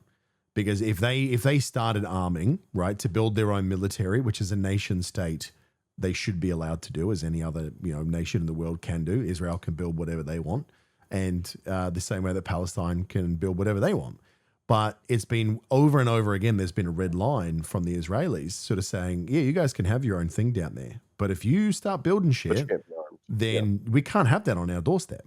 So right out of the Yeah, I gate, think what I'm saying disarmament. is that Israel has been given the time, the opportunity, and even funding. Like everyone sort of built them up pretty quickly. And you guys are sending billions of dollars a year down to Israel on top of military support from the United States that has protected them and allowed them to be able to build up this Iron Dome. And then obviously within inside that Iron Dome, not only build defensive weaponry, but from what we can tell, the largest stockpiling of undocumented nuclear weapons on the planet. Hmm. I mean, So, I but don't. I'd say Palestine has not been given that opportunity to develop the same way. So I would say the reason they don't have that military is that Mhm. I've heard this term a lot recently, and it is kind of true, is that Israel likes mowing the grass. Is that you go in there, you basically take the heads off all the people that are currently up and fighting against you, and then you let it sit. And then when the grass grows back, and obviously then they come back and attack you again, then you go out and mow the grass again, which is obviously not sustainable and has led to this perpetuated crazy cycle of violence where there is responsibility on both sides of that, from Hamas, Hezbollah, Houthis, Iran, and obviously Israel. Like everyone is implicated in this. Everyone has blood on their hands on both sides. Everyone's been wrong at some point or another. I don't think anyone's ever been truly right. Everyone's got some wrong in their ledger. Mhm. Well, I But think. ultimately, I don't think they've ever been, because whenever they've started to consolidate, Mhm. ultimately they get their wings clipped by Israel. Well, I don't think it's. I don't think historically that's true. Like, I think that you would have a stronger argument, and maybe you are doing this, but in very like in recent times, so like the past, like I would say like 7 years or so, the past like 7 years, Hmm. I would say that that is like you have a stronger stance on that. Before that, I would actually argue the opposite, only because like I do think that they do that, but I think Israel has given ample opportunity. Maybe not ample. That's maybe not the right word, but they have Hmm. given like a couple of 100% good faith opportunities to come to a settlement. And yes, disarmament has been a part of that, but I think with Well, that's good going back reason to like on their end. 67, apparently, though. No, no, no, no, no. That's part of 2005. Like, I mean, like they completely withdrew and removed all settlements of Jewish That's people. true, but they've never Yeah. allowed the Palestinians to arm, is my point. So if I read No, this, no, and again, we have to look at I, this I said more. that though. Well, Oh, no, no, sure, no. sure, I'm sure. I'm not contesting that. Oh, okay, I sorry, said my that bad, my bad. actually. Yeah, yeah. I think that that's been a part of it. What I'm saying is that I understand that point Hmm. because at the end of the day, and this kind of comes into the like, this is the reality of the situation. Israel is, they have vastly more resources. They are way more militarily built, right? They can realistically wipe out Palestine if they wanted to very easily. It kind of has, right? Hmm. My point is that they've offered with the UN backing it, right? And it's especially America at the time whenever America wasn't what it is, what it is right now. Hmm. Um, they have had situations where they had security backed guarantees and for safety, and they had disarmament clauses as a part of that, Yeah. but they were given good faith opportunities, and this is widely considered good faith opportunities to make an actual agreement to move forward. And every single time it was thrown out, not by the But see, you Israelis, say it's good but by faith, Palestine. and I think there might have been good faith intentions This isn't under it, me good but faith. some of the This is asks are the pretty entire extreme. United Nations. This is the entire United Nations agreeing that it was good faith. Yep. Like if right So I now, mean, if Iran and um, the Hamas and Hezbollah and the Houthis, if they put on the table tomorrow that hey, we can end this conflict, but Israel has to give up every weapon that they have, right down to the AK-47. No nukes, no missiles, no boats, no planes, no nothing. Do that and we'll have Mhm. peace forever. Do you think Israel would take that deal? No, but I also don't think that they should. Why should they? Well, that's kind of the point, mate, is that that's exactly where a lot of these discussions are falling That's a apart false because they're equivalence. saying, well, you're asking us to put complete faith in you with a security guarantee.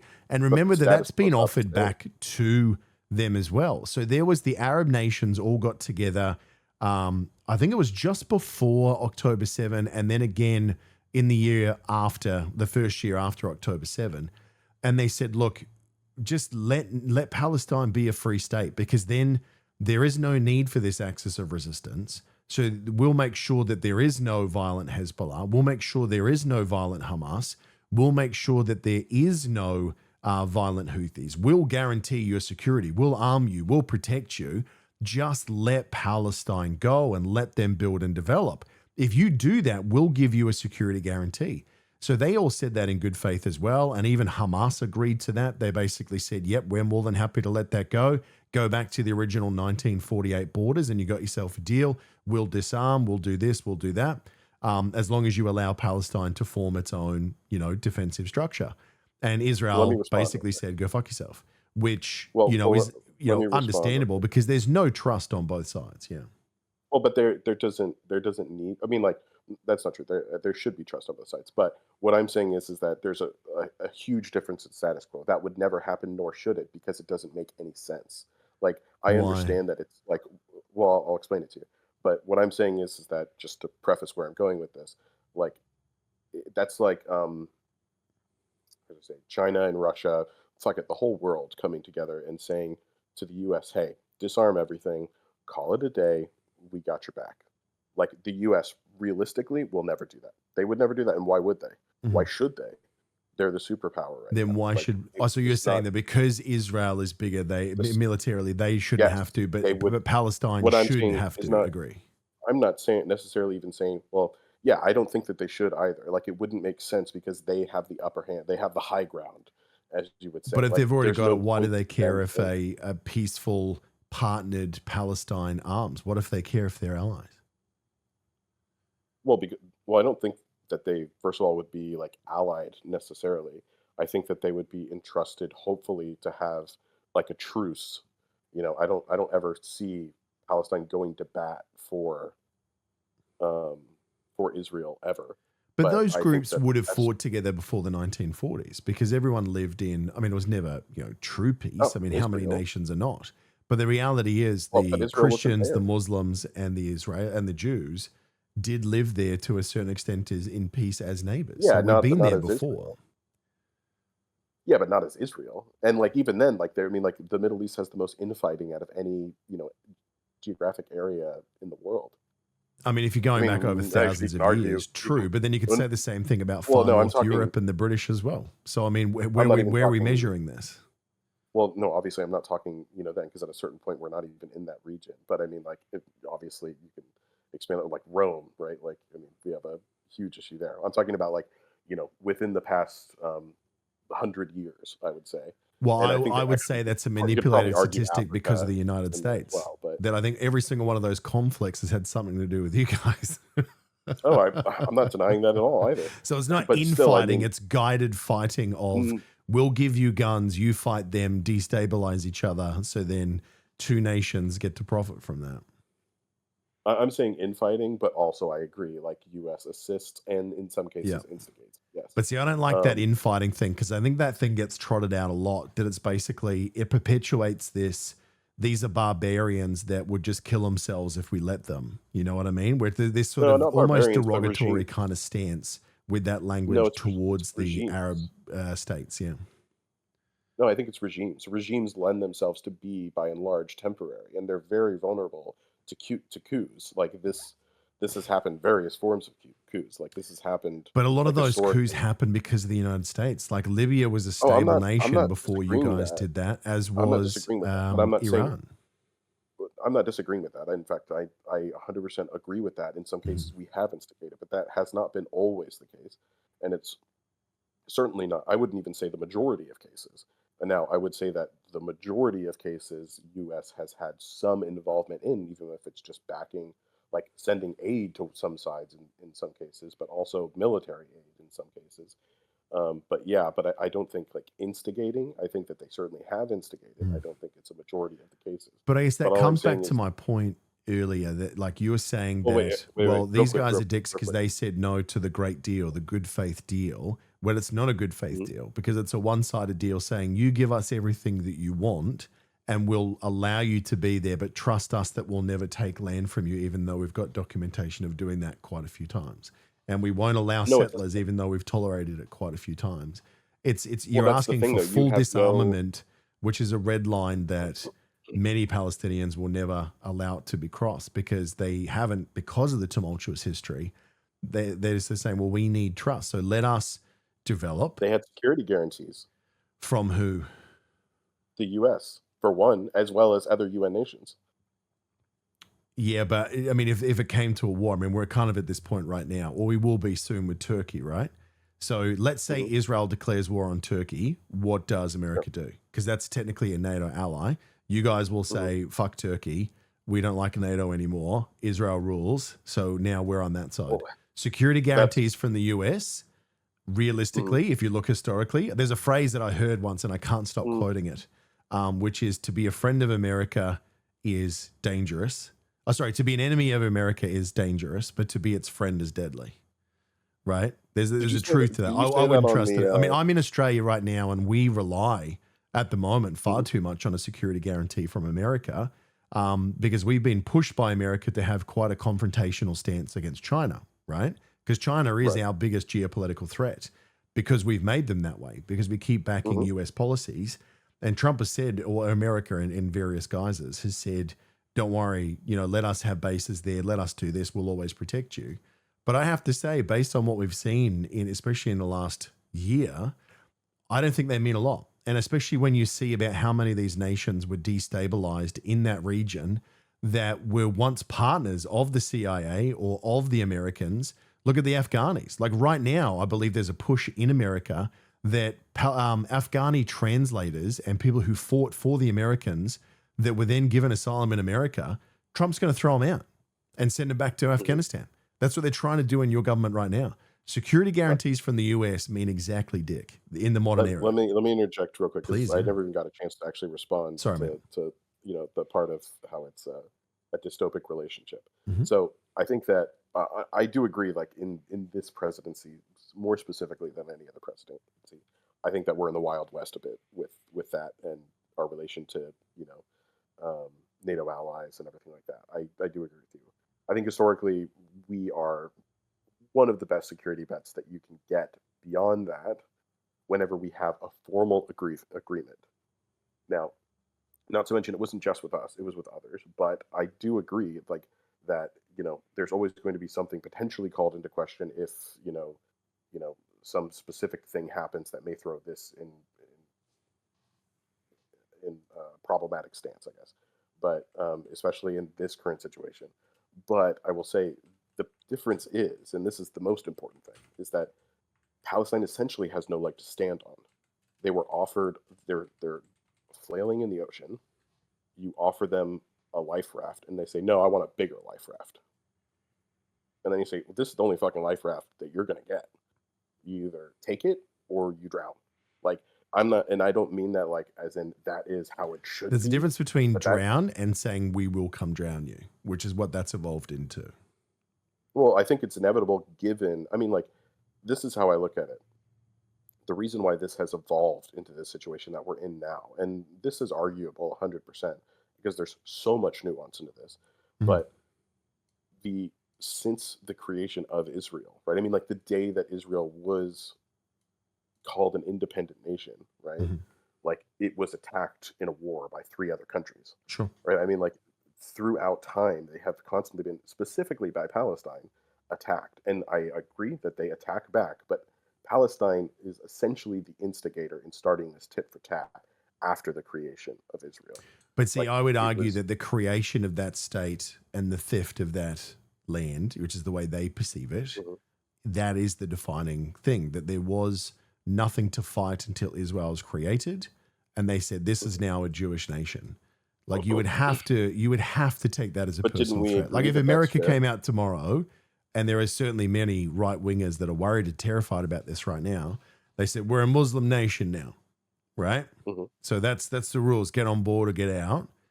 How do you think mhm. that's going to go down? Do you think that we've got a recipe for a potential civil war down the line? Well, it's not gonna go well, but I mean, consider the actual status quo here versus there. When you say status quo, tell me what you mean. Well, I mean, like, that's not gonna go well. I'm sorry, did you say that if the US Yeah, like was if the taken over by US, if the Muslims? US Yeah, tomorrow, right, right. somehow, large amount of Muslim population evolved, and basically they voted, a large block of traditionally, Muslim faithed senators, politicians, and they basically made their own votes because they can once they're in power, and they said, Mhm. okay, we're voting, and now America is a Muslim nation, and we follow Sharia law now, right? That's the laws of the Mhm. land because we're now an ethno state and we're going to So it's change the way politically things do. instituted. You don't think that America, parts of it would fracture? So, I'm just checking here. You're saying so it's politically instituted. So, Well, I like, mean, as well, in actually, that's a good point because this greenlit by the obviously, government.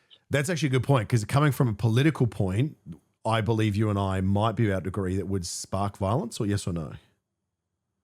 From a political point, I think if it was politically, but which it creates a whole myriad of issues on its own because how did these people come into power at such a large degree in the current country that we're in, given the population and Yeah, but it's a people? hypothetical for a reason, right?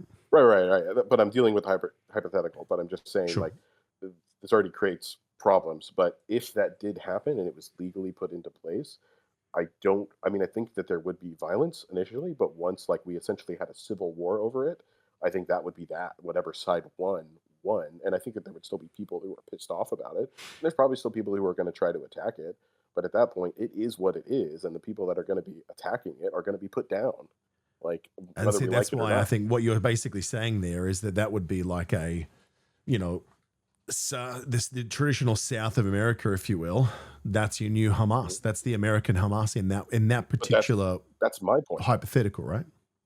Right, but that's my point, is that, like, it would go through a war because, like I said before, whenever we originally talked about this, I said I actually understand them attacking whenever it was originally established, Hmm. right? And I said, but at that point, when they won the war, that's it. Like, it is what it is. Now, I'm not surprised, and I said this before as well, I'm not surprised that they're pissed off. I'm not surprised that they want to attack us. But Hmm. at that point, you have to expect that they're going to attack back. And if they have the upper hand on you, they're going to attack back harder than you. Like, Yeah, because that's you're just of the the reality. might is right attitude is basically where you're I at. mean, Is that if we yeah, can, we I'm in should. the no, not can we should. This is the reality of how military works and how countries protect their borders. Like, I don't see this going down any other way with any other country. Like, if diplomacy fails, which it has historically over and over again, Hmm. and particularly before, the diplomacy mostly came from whether you agree with the disarmament or not. I actually agree that that would be an okay thing. Now, I wouldn't have minded if they did allow them some military, but I actually understand them asking them not to have a military, especially with security guarantees. But regardless, to me, that's a minor point. Um, but I think that what they offered diplomatically made sense. They were actually giving them a chance to actually do something with their basically a two-state solution. Like, allow them to have a two-state solution, grow up as Palestine, build infrastructure, become But a more limited civilized by nation. Israel's definition. That they basically get to say and At guide least at the forever, time, yeah, forever. We will allow you not to grow to a necessarily certain forever. extent, but then that's it. Not necessarily forever, but it would be like militarily. I don't remember if they had a certain time lock on the military or not, or if they even bothered getting to that point because it's kind of like a we'll see. But either way, like, yeah, it is what it is. Like, what else? Like, the alternative is nothing. Like, they've been attacked constantly by Palestine, and don't get me wrong, they've attacked back harder. But at that point, they were already established a nation. They couldn't accept it. They kept attacking back, and then it kept going back and forth, back and forth. It created all these bad situations. They're of course going to ask them, "Hey, we don't trust you yet. You grow up as a nation, like build infrastructure, you know, become a more civilized nation." I feel bad saying that, but I don't mean it quite as harshly as it says as it sounds. But it allows the country a chance to thrive, is what I should say, If without Israel decides military. to let them. But at that point, if Israel changes their mind, No, they then not have if been so no, disarmed that they're if the giving up their UN, right. I That'd guess, be agrees in the US, to it's that. like saying your Second Amendment goes away. But what's the alternative? Is my point. What's the alternative? Form a true Yeah. peace between the two nations, allow security guarantees to be enforced on both countries by neighbors, international allies, etc., to enforce it, but allow Palestine to have the same national rights that Israel does. Okay. Let me ask you this. Mm-hmm. Okay. You have a neighbor, right? Yep. Or actually, it's I a get what neighbor. you're going to It's a guy say, that but lives. every point you're about to say, you can flip that exactly Mhm, on the head because the Palestinians will see exactly the mhm. same point that you're about to make of, or if I've got a neighbor that keeps firing missiles at me, then how can I trust them? Well, that's the thing is that a lot of Palestinians, all they've seen is missiles being fired at them and they did nothing. Like just because some of their military personnel, these Hamas terrorists, have created these actions, that has now led to mass casualty events at the hands of the Israelis. And the Israelis get shocked when they go, After why are October these guys 7th. still pissed? Yeah. Why is there more people still doing this? Shouldn't they have learned by now of what you get? When the reality is, if you go out with this carpet bombing approach and wiping out large swathes of civilians and civilian infrastructure with relatively reckless abandon, and we can get back to that point if you want to shortly, then you are going to create the next generation of Hamas. The same way that any person that's been killed in October 7, well, Hamas has now created the next Smotrich. They've created the next right-wing Israeli hardliner that thinks the Palestinians should all go. Right? It is that cycle on both sides.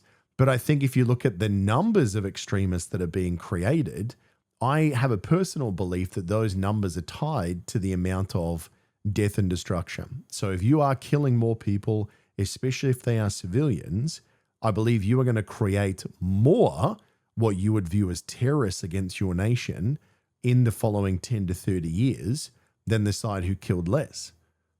But I think both Right. sides are creating more hardliners for sure. Well, I agree with that, but I think that still, once again, like, and all of this kind of changes after October 7th. Like, I do think, because I do think that at that point, a different outcome was kind of put in place. I think it was essentially like a boiling point where it was like, fuck it, we're not doing it anymore. As in not doing it Where anymore, as in they all got to go, right? not necessarily they all have to go, but they're no longer going to be offering as diplomatic solutions as they were before. So, as in, you're not going to get, what is it? Yesterday's promises for today's prices or something like that. So, like, basically, they're not going to get the opportunities that they did before for the requests that they did before, or like how should I say, like the deal that they were going to make before. They're probably going to get a harsher deal now because it's gone past the point of October 7th. And whether you agree with that or not, because I understand the point on both sides here of if that is right or not, that's in question. I don't know. Yeah, I think And you're there's creating a no, whole new generation of like I think I you're think gonna I think undeniably you're we're creating more wishing issues on into both sides. existence your point earlier that you believe most Palestinians are basically Hamas. I think if No, Israel keeps that's not doing at what all they're the case. doing, they're gonna get that. No, I'm saying that I'm looking at the reality of the situation. And I'm saying that I think that that is what's going to happen based on what recently did happen. And I don't want that to happen. But what I'm saying is that in the reality of the situation, I don't think there's a way like around that now because When you say Israel around got to that, the can boiling. you define what you mean? Mhm. Around what? Yeah, yeah, yeah. Israel got to the boiling point after October 7th, where I don't know if they genuinely are interested in making a decent deal. I'm not saying like get rid of, but I'm saying a decent deal I don't think they're for looking at any deal for anymore for Hamas. I mean Palestine. for And Palestine. now obviously now they're invading Lebanon with exactly the Yeah. same procedure and practice when the Lebanese government has actually come out and said that they're against this.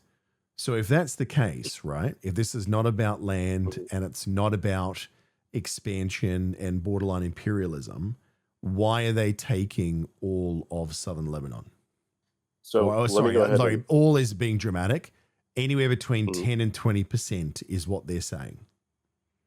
Yeah, so let me go ahead and like, because we keep, before I finish like the point on one thing, Mhm. and not by your fault, but my fault as well. We keep like not quite finishing it, or Okay, I sure. don't get a chance to finish my thought on it, and then we're moving on to something else.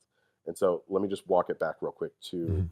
the part pre October 7th, Yep. because that's where like a lot of my points come into play before, where I do think that they were giving them a decent deal, because I disagree with you that I think that them having security guarantees, like what I was going to say for my analogy there was that, if you have a neighbor that's building a house, but he keeps like he wants your house, or he used to own the house that you have, but then it got foreclosed, you could say, or Mhm. something like that.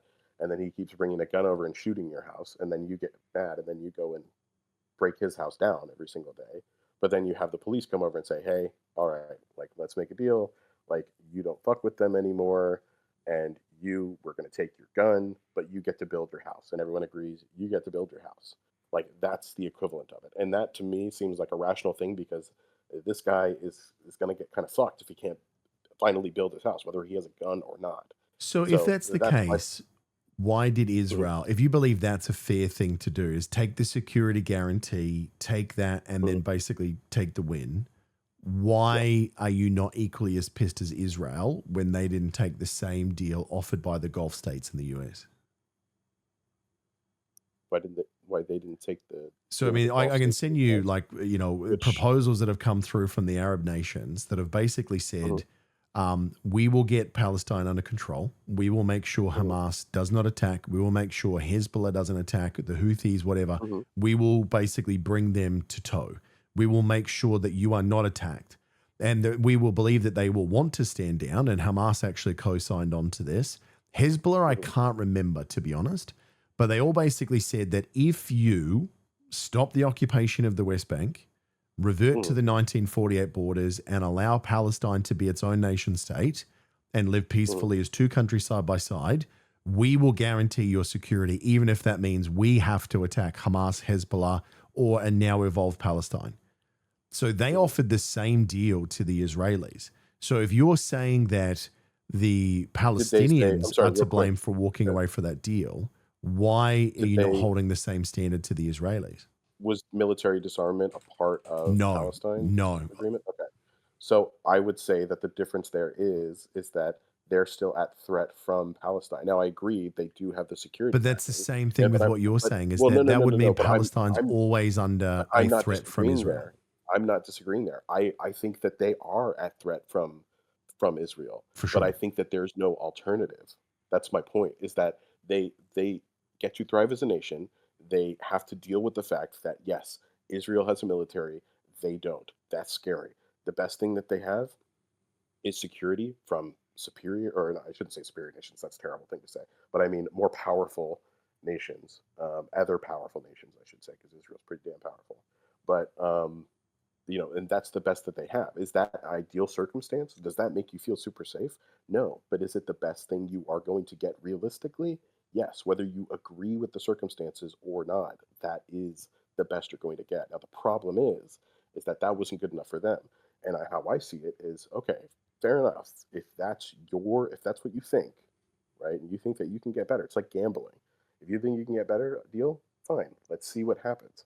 And I don't mean to sound Well, I don't so love heartless the. Well, about let's it. see what But happens is tens of I know thousands of that's what I mean. civilians I don't dying mean is, I don't mean to sound so heartless about it. What yeah. I'm saying is that what the outcome is. They chose to gamble with what the outcome is.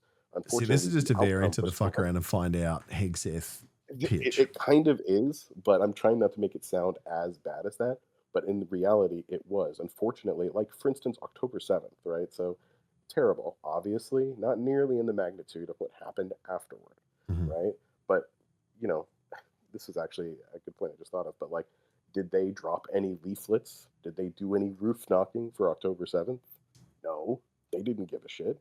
At that point, No, it is was that a considered terrorist act. genocide? Actually, yeah, was that considered genocide? Actually, because they had no regard whatsoever on a very large scale, proportionally. Oh, I would say that if they were a bigger military force at that time and that they had the ability to, that Hamas and definitely most of Hamas would definitely have the intent to commit genocide. And I don't think there is anyone that you would find out there that's a reasonable person that would disagree with you. But Okay, well, that's exactly the good. same thing is that that's their intent, but that's what Israel's doing. So it's not to say that What do they're you wait, what less do you wrong mean because they that's can't what they're pull it doing? off. What's that? What do you mean that's what they're doing? Israel has killed 70,000 plus civilians. Is my point. That's what they're doing. They're actually Yeah, I'm doing sorry, the but what killing. was the Yeah. Okay, are we getting back onto the genocide point again? Are you saying that Well, that are you because you're back on the going point like of this is saying what you get is kind of what we're at. So that is what you get is the genocide, right? So or Oh, what I'm calling well, a I genocide. wouldn't call it the genocide, but what you get is the mass What you killing of get a is a population. mass casualty of civilians. So it's basically Yes, 100%. your pressure is we're going to pressure your operating government, which theoretically is Hamas, and if they don't give us a Mhm. deal, we're going to kill all of you. Well, no, if they don't accept the deal that they keep Or getting, accept which the is deal, or we'll in kill all of you. That's the point, though, right? well, no, it wasn't that at the time. It wasn't that until October 7th. Yep. Like that my point is like And now, you've but been now the given deal on the multiple. table is disarm or we'll kill all of you. Well, yeah, and do I think that that's good? No, but do I think that's the reality of the situation? Yes, like if I was them, I would be thinking to myself, "Oh shit, like why do I keep poking this gigantic bear that has guns pointed at my face?" Like at a certain point, you have to look at the situation, see what it is, and then realize, "Okay, am I going to get fucked if I do this? Whether it's right or wrong, ethical or not, I like it doesn't even matter at that point. Well, Like, first are of all, I you think going to that get fucked?" what we almost got to not accidentally agreeing is that it's basically sign the deal, disarm, or we'll kill all of you. That is genocide in the definition we operated under Oh, no. earlier, Well, or I was intent to being commit. hyperbolic, but I didn't actually mean all of you, but what I was saying was that, yeah, All it's of going you to who get worse oppose and this, worse. and all of you who oppose current Israel, No. you go. Well, I mean, the leadership, are you talking about? Well, I mean, we're not. I mean, you've killed leadership over and over, but they're still fighting. But Yeah. I'm talking about the civilians is what I have a problem with. Them Yeah, I bombing agree. Hamas and trying to kill Hamas people who are fighting them.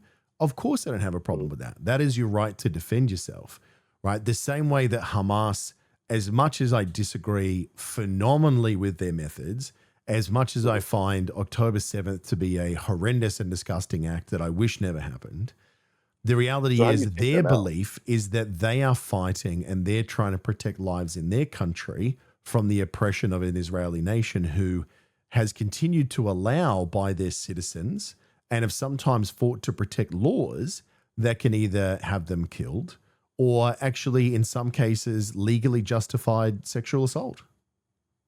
Yeah, so I mean, I think that just we are going to get right back to that real quick, but Mhm. just so I can understand your point on Sure. this, do you disagree with the fact that like the reality of the circumstances is like, I mean, how would you deal with that differently? Like if you were the leadership of Palestine, right, and you saw the full pullout Mhm. um, of Israel from Gaza, right? Everything, settlements, synagogues, everything. They Yep. took everything out. Whenever that happened, and then you were given a good faith opportunity, the best that you have Again, you ever and I are seen. not going to Personally. agree on the good faith because good faith implies, all right, That we're trusting you. We're going to give you the it is opportunity widely to considered thrive good and faith. develop. It's not But even that's not what it's that not, was. There was but it was strings but it's attached to widely all of considered it by but it was widely considered good faith. Like that's the thing. Like it's on you're saying your it's not side good of the faith because argument. it's But obviously, something. they did not feel the same way, No, which is why on they've walked away because okay, but their these are overall growth, they will always be bending the knee to Israel. That's the ultimate. There was always strings that said that you are not allowed to arm and that any militant actions or policing will still be done by the Israelis. And we're already seeing what is being done by the Israelis with their IDF on the ground in places like the occupied West Bank. So I think that, but do you I see how can that mentality understand is why they rejected silly? it. But do you see how that mentality is silly? Like if everyone is if you have a dollar and I have a dollar and I say Mhm. I'm going to or let's put it this way, you want a soda, I have a dollar. I'm going to give you the dollar and you say no, I want a dollar 50. And then everyone's like, "Dude, you should just take the dollar. The dollar is a pretty good deal. You're getting a great deal." And then everyone is a looks like a reasonable person. They all want you to have a soda, just like you want to have a soda. But you're You're saying, implying it yeah, was I want 50-50, whereas what I'm sort of suggesting, what's if you 50 want to 50? use your Wait. equivalent, What's yeah, 50? yeah. What's 50 50? So I mean, you're implying when you said, you get $1, I get $1. It's a 50-50 deal, right? No, I said that I give you $1 for a soda. You want a soda? I give you $1. This is just my method of creating a more simple circumstance. So But if then you say, but the Palestine. condition of me giving you this $1 means that every dollar that you want to have the possibility to earn from now until the end of No. I'm time or talking whatever this about. deal. I'm talking purely about the rationality of. Well, I think that it's. I don't think that it's a good deal, but everyone else is saying that it's a good deal. But the Like, everyone else thing, I mean, you're saying that the sides that are on your side of that voice, the people who are on the other side of this argument said it was a bad deal. I'm saying NATO, like the UN, like all of these other nations, like who at a certain point you have to accept the fact that like if all the other or the majority of other nations are like, hey, dude, you need to take this deal. This is a Yeah, but what is solid, considered a deal. good deal for NATO has fucked most of the Middle East for the last 100 years. You know what I mean? Like they have always NATO seen things specifically, through. you could This is the argue best maybe thing you for could argue us and maybe oil and commerce and that sort of thing. This is not what's been best for those people. I mean, let's look at Libya. not NATO Let's look at at those other large, countries. Yeah. not NATO at large. But you're US, UK, mentioning have NATO arguments at the for it. moment as the ones that said this was a good idea. I Well, at said the end of not the day, UN there are strings or NATO attached at to large. that deal that they felt was unacceptable and still led to some considered oppression from their side. Do I wish that there was a peace deal on the table and there was no civilians being killed on either of those countries right now? Absolutely. But I think that as long as you are not allowing Palestine, if it was recognized by them, to have the same rights as Israel, I think you are going to have some version of this for a very long time. Why should the country that is in a that's like saying we need to after World War II that we need to build Germany back up to be something Because you earned that right, because you prestigious, and all killed of us enough people to make them into what they needed to be. So you forced them into submission, say basically. what? Because I first forced Germany into submission. Yeah, kind of. Yeah, I mean that's kind of what happened. Yeah. So I mean, but like all of us saying, well, we're going to make sure that we're going to give you a shit ton of money, and we're going to make sure that you get on your seat by all of us helping you out. Like we're going to do that for you. Why would they do that? Well, Like nuclear weapons. what They knew incentive that would they basically have? in their mind that was worth it. So they took that deal. But then again, those nations today still have a military, still have the right to forge their own financial freedoms, still have the rights to design their own governmental structure, voting, infrastructure. Whereas, I guarantee this, if you let Palestine thrive tomorrow, they wouldn't be allowed to develop a single nuclear reactor because we've seen the way that Well, they've had that attitude towards Iran because they said, we don't trust you anymore. So I don't think my it's a point good is, though, faith that argument when you go into it saying, I need you to completely give up A, B, and C because I don't trust you. That's the opposite of a good faith argument. A good faith no, that's argument would not be because they keep attacking them. they keep attacking them That because there's no deal on the table I and guess that they're I guess continued we to be have a. oppressed in their country. I think we're at an impasse here because like We're not going to you agree on it for basically sure. yeah you have one stance which is disarmament shouldn't be a thing where I guess mostly everyone else agrees that disarmament was a fair move. No, I'm arguing And that then, disarmament is not a good faith argument. That's the point of your well, argument that's I'm what I'm saying. fighting against. Everyone else agreed it was. So like everyone else But agreed, it's not which everyone else, mate. You're saying it from the lens I of was the Western view and limited countries, and especially the United States, they agreed to it, right? Whereas there's a lot of nations that have disagreed with it or have been neutral on the fence because they don't want to piss off the US. I'm saying that by and large, Mhm. NATO, which is like the best you're going to get on your back. Like I don't know what else you Well, want, they obviously think right? that Like there is a better deal on the table. And I would say if what? I was Hamas at the Wait. moment, Who had a better deal on the table? what do you mean? You said they No, not a obviously better thought they had a deal. better I deal on the believe that at the table. moment that they're obviously felt emboldened enough that they could keep doing what they're doing until they could basically apply pressure for something better. or just to Right. basically So create that's my enough point. depression. So I'm saying at the moment So what did they they do? think They there's a better fucked deal to be around. had, So then they fucked around, and by them I mean Hamas. which I is hope not all of they fucked Palestine, which around. is the agreement, No, the conversation I'm trying to have since the start. it is not. But at the end of the day, your leadership of your country is the leadership of your country. They were elected democratically in a widely considered fair election. Like I mean that So is what it every is. Like, Iranian right now has the right to mhm. come over and kill American civilians with that logic. For what? Wait, I'm sorry. So your democratically elected leadership have just Mhm. started bombing the shit out of Iran, including civilian civilian sites and infrastructure, killing people that had Mhm. nothing to do with this. And you're basically saying that because you are the ones that have created that aggression, and because you, as an American citizen, voted for this in a democratically fair election, maybe not you personally, you might have voted a different way, but either way, El Trumpador is your president. Because Mhm. your nation has incited this violence, you are Mhm. saying that any action of violence that an Iranian takes from here on out on an American civilian citizen who had nothing to do with the military action is justified. That's the logic train you're on. N- So I actually I'm on the yes with a little bit of no, and I'll tell you why and how I Jesus. get there. Okay. Well, this to me makes sense. So when that happens, yes, I am not surprised at the fact that they would like if they tried to bomb US civilians, I would say, okay, we did that. You think you can do that. Okay. But you have to deal with the ramifications of doing that.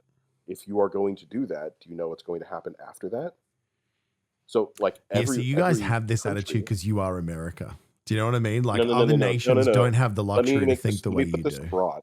No, let me put this abroad. Mhm. What I'm saying is that every country has to take its actions and weigh it against its outcomes, given whatever circumstances it's in. So I'm saying that in this situation, would it be far more frightening to attack US civilians? Yeah, it fucking would. Because US is so powerful. Would they potentially if it was another country in the Middle East that attacked them, let's just say uh, I mean Israel. Let's take Israel. Mhm. So if they were to attack Israel and they killed civilians, like I would not be surprised. I mean, they would know that Israel would then come after them. Like, but they're not going to do that and just randomly attack civilians because they know that Israel would be super pissed and start fucking going after them. Mhm. So So you're instead, what they saying that it'd do, be understandable if you were killing civilians of a nation for them to hit you back harder. what I'm saying is that every action has Mhm. an outcome, and every country has to like every country is going to do the most optimal thing for its survival, at least in most circumstances, unless you have some bad actor government. Mhm. Right? But in a circumstance like that, they're going to try to do that. They're going to maximize the gain that they get for the input that they have to put in, right? So every time that they do that, they're going to have to be like, okay, can I bomb this country, and should I just bomb military infrastructure, where then hopefully they'll keep it to military infrastructure, or should I bomb civilians and then they'll bomb my Why is civilians? bombing civilians justified at all? That's where I cannot get to where you are. That's Because a you're different basically argument. saying that That's an because ethical argument. the military apparatus, That's a which different is argument. Hamas, has committed a crime against Israel, you're basically Mhm. saying that the civilian lives of that country are forfeit. Because in your mind, they voted No, for Hamas, so they voted for no, that action, so you're they deserve skewing what the comes argument. next. No, you're skewing the argument. You're saying that I think that they deserve what comes next. No, what I'm saying is that like countries act in a certain way. I'm not saying that it's morally correct that they do that. I'm saying that that is on the table. Like what I'm saying is that if one, if like Palestine attacked civilians, right, on October 7th, they should not be surprised if Israel attacks their civilians on October 7th. Obviously, it's So going to be you're with going to more force. respond to barbarism with Is more that extreme fair? Is barbarism. that fair? Is that fair and just? No, not necessarily. It's not. So if it's But wrong is when that they do going it, it's wrong when you do it. And if it's on a greater Oh, scale, yeah, then it's more wrong 100%. when you do it. I agree that it can be more wrong, but it doesn't matter. Like, at I the end feel of the like it day, should. like, oh, I feel like it should too, but it doesn't, obviously. We're literally in a situation where I'm proving my point. How so? because it's literally happened. Like, is it right that it happened? No, but I mean, like we're like Israel. I have never claimed that mass killing civilians as Israel in Palestine has been morally correct. It's not. But What you I'm saying support is it that though because no. What I said was that it's not genocide. That's specifically what I've said. okay, but it's What I mass said that killing. But you before don't. October You're 7th, not against it before though. before October 7th, I said that what like the actions that they were taking in tit for tat were mostly justified. Now they did attack more, but it wasn't as disproportionate as it is in this circumstance. What I'm saying is, as after October 7th, I think what happened was essentially inevitable. Do I think it's right? No. But do I am I not am I surprised that this eventually happened? No. But that has nothing to do with if it's morally correct or not. Not in geopolitics.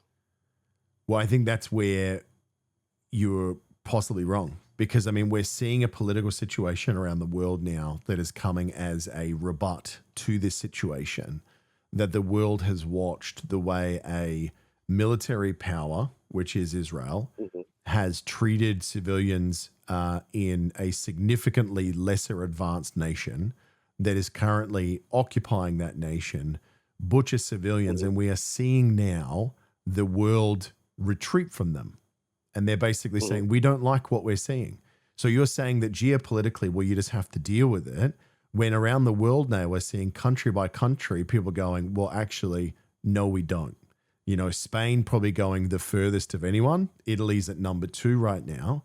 And now we're Mhm. seeing threats being made by, again, Israel and now the Americans against those two nations, saying, well, if you're not on board with what we're doing, maybe we'll come fuck you up too. Maybe we'll start off with Right. trade and we'll cut you off there, but eat shit. We're the powers that be. So deal with that. And I think that for you guys to expect the world to be on board with this, with what is absolutely immorally wrong, and up until now, this international law that for the longest time America claimed that they were a backer of, but have now basically dismissed it and can, as Israel has too, I should say, basically dismissed it as, well, we can wipe our ass with it because we're a military power, we can do whatever we want. You're about to see this gigantic uncoupling from traditional alliances. We've already seen that, where Europe is going one way, multiple countries around the world are starting to pivot away from Israel and the US because they don't like the way these relationships are being forged. And then I guess you Right. you And you will see, doesn't yeah, that make sense as the outcome though? which part. It makes sense as why we would do that, That part. walk away from America and Israel. Right. Like I mean, aren't these the repercussions of the actions that ensued? They're going to be the Like I'm not repercussions for you guys, for both countries spitting in the face of international law and basically saying we can do whatever we yes. want. Yeah, of Like course. yeah, like I think right now like the actions of the US like Mhm. we're coming with consequences from the actions of the US right now. Like I mean, Of I course. guess my point is that these things are going to happen, and I think that it's very apparent that morals play very little into geopolitics. If anything, it mostly comes into a PR scenario where you balance what you can get away with See, this is before where I'm things proud of go. my country at the moment, and I'm saying Mhm. that less and less as years go by, unfortunately, because Real we're quick, I being just run want to say by. I don't I'm not saying I agree with it Yep. morally. I'm saying that analyzing how things work, and I'm saying that this does not surprise me, Mm. and this outcome makes sense that it happened from this outcome. That's all I'm saying. It's like a cascading effect. Yeah, but it's victim I blaming at its finest, right? It's basically saying, well, we're still doing the wrong thing, and because they're responding to the wrong thing, because they didn't take our deal when we gave it a chance to finalize all this, that they deserve whatever they get, and that whatever they get is annihilation of their civilians. We can argue over the semantics of whether it's a genocide, intended genocide, whether it's an attempted ethnic cleansing. I mean, you agree that the government of Israel, and I'd say if you ask Mhm. most civilians in Israel, would you support or would you love it if you could organize a deal where every Palestinian gets shipped off to Egypt or somewhere else, that they would vote for it? Sorry, can you say that one more time? Yeah, sure. So if there Yeah. was let's say a poll taken of every Mhm. Israeli politician or citizen right now Sure. that said, would you prefer it if right now we were able to completely evacuate permanently all Palestinians from the region, so they go to Egypt or they go to Argentina or they go to Somaliland, all these, other alternatives that have been floated, do you think most of them would vote yes or no? Yes, but I also think it would be the same case on the other side. Just because right now they're Possible. in like a threat for survival. Like I think Who's under threat like for survival? Don't I say shouldn't say Israel. threat for survival. Don't say No. Israel. I shouldn't say. Oh, hold on a second. I shouldn't say threat for survival. I walked that back almost immediately. I got you. What I meant was that they're in a contentious conflict. So I think that both sides would say that.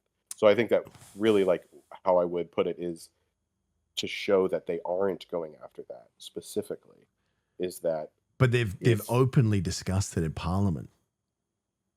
Like they've what openly shipping out tried to all of negotiate with Palestinians. Egypt to get these people out across near the Rafah border into Sinai.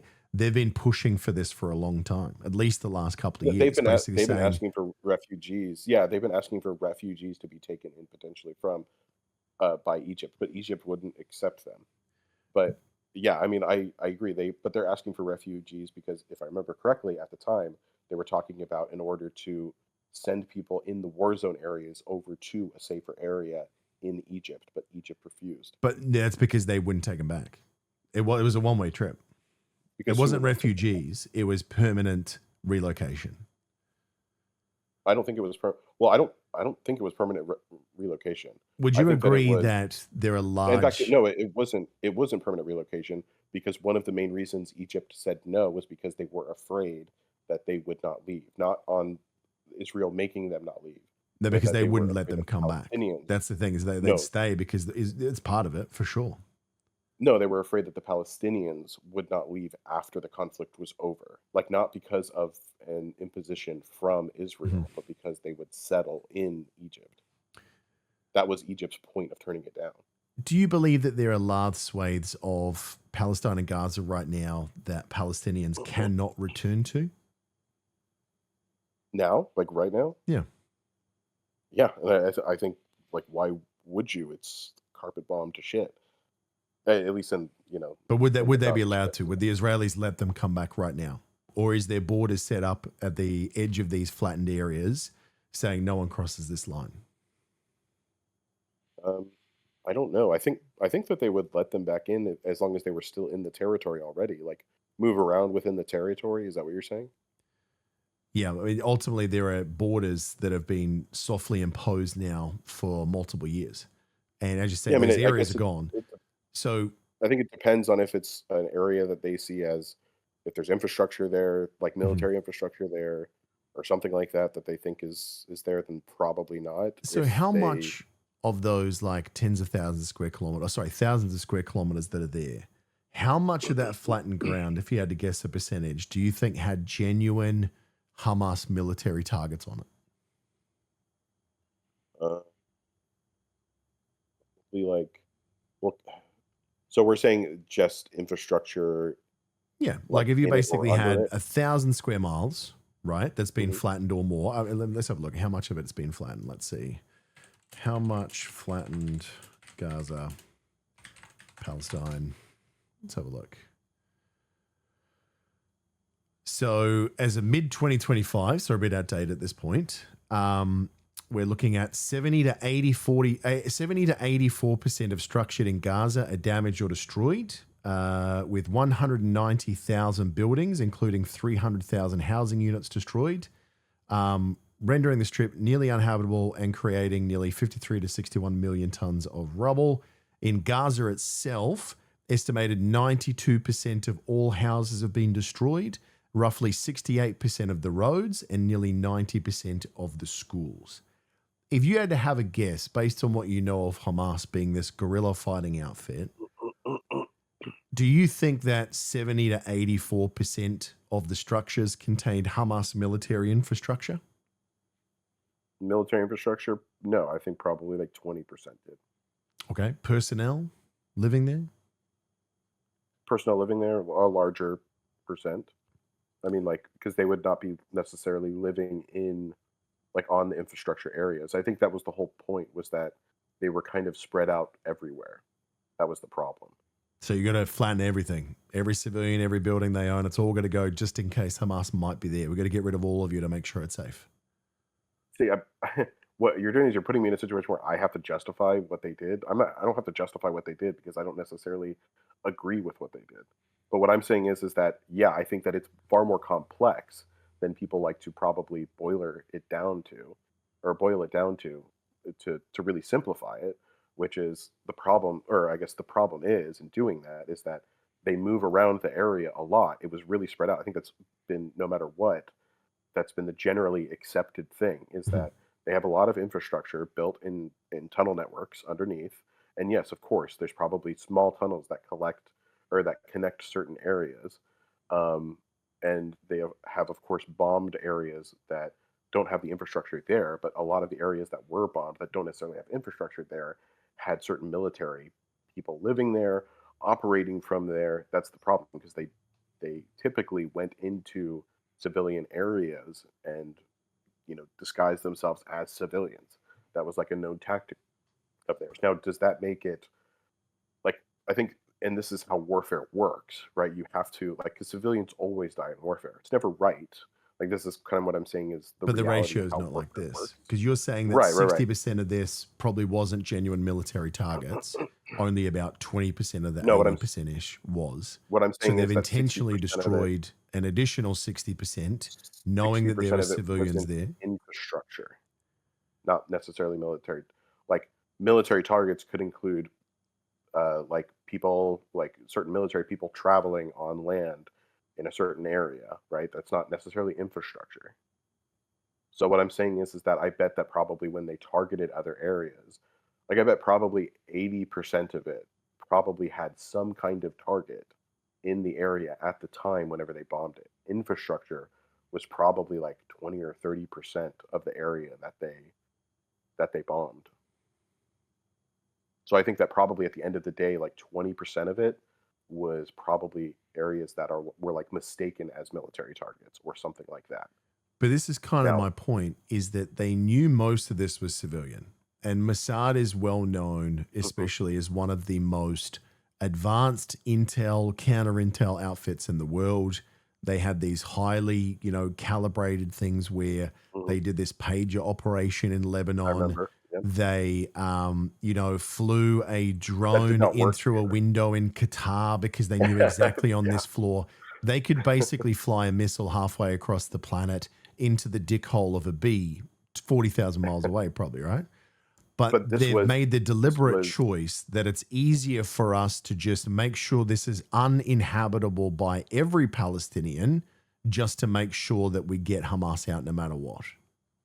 so yeah, I think that 100%. I think that you have more so than I think, most other conflicts. I mean, I think World War II, you probably have a different scenario. World War II, like Germany, I think it was like 300,000 civilians had died or something like that. Like it was way more than that. So I mean, I don't see anyone. I mean, like, don't get me wrong. I think that people should complain about Germany, but what I'm saying is But that that like was that in a was a way conflict that worse. involved millions of people. Like millions of people died in that war, both soldiers and civilians alone. And that was in Right. forces of major military states. And again, there was Well, even but in look at the those percentage. situations in World War II and many conflicts since then, there's been dramatic care and international rules put in place, like things like the Geneva Convention, to make sure that the lives of captured soldiers were treated with some level of respect and dignity, because obviously when the war is over, they go back.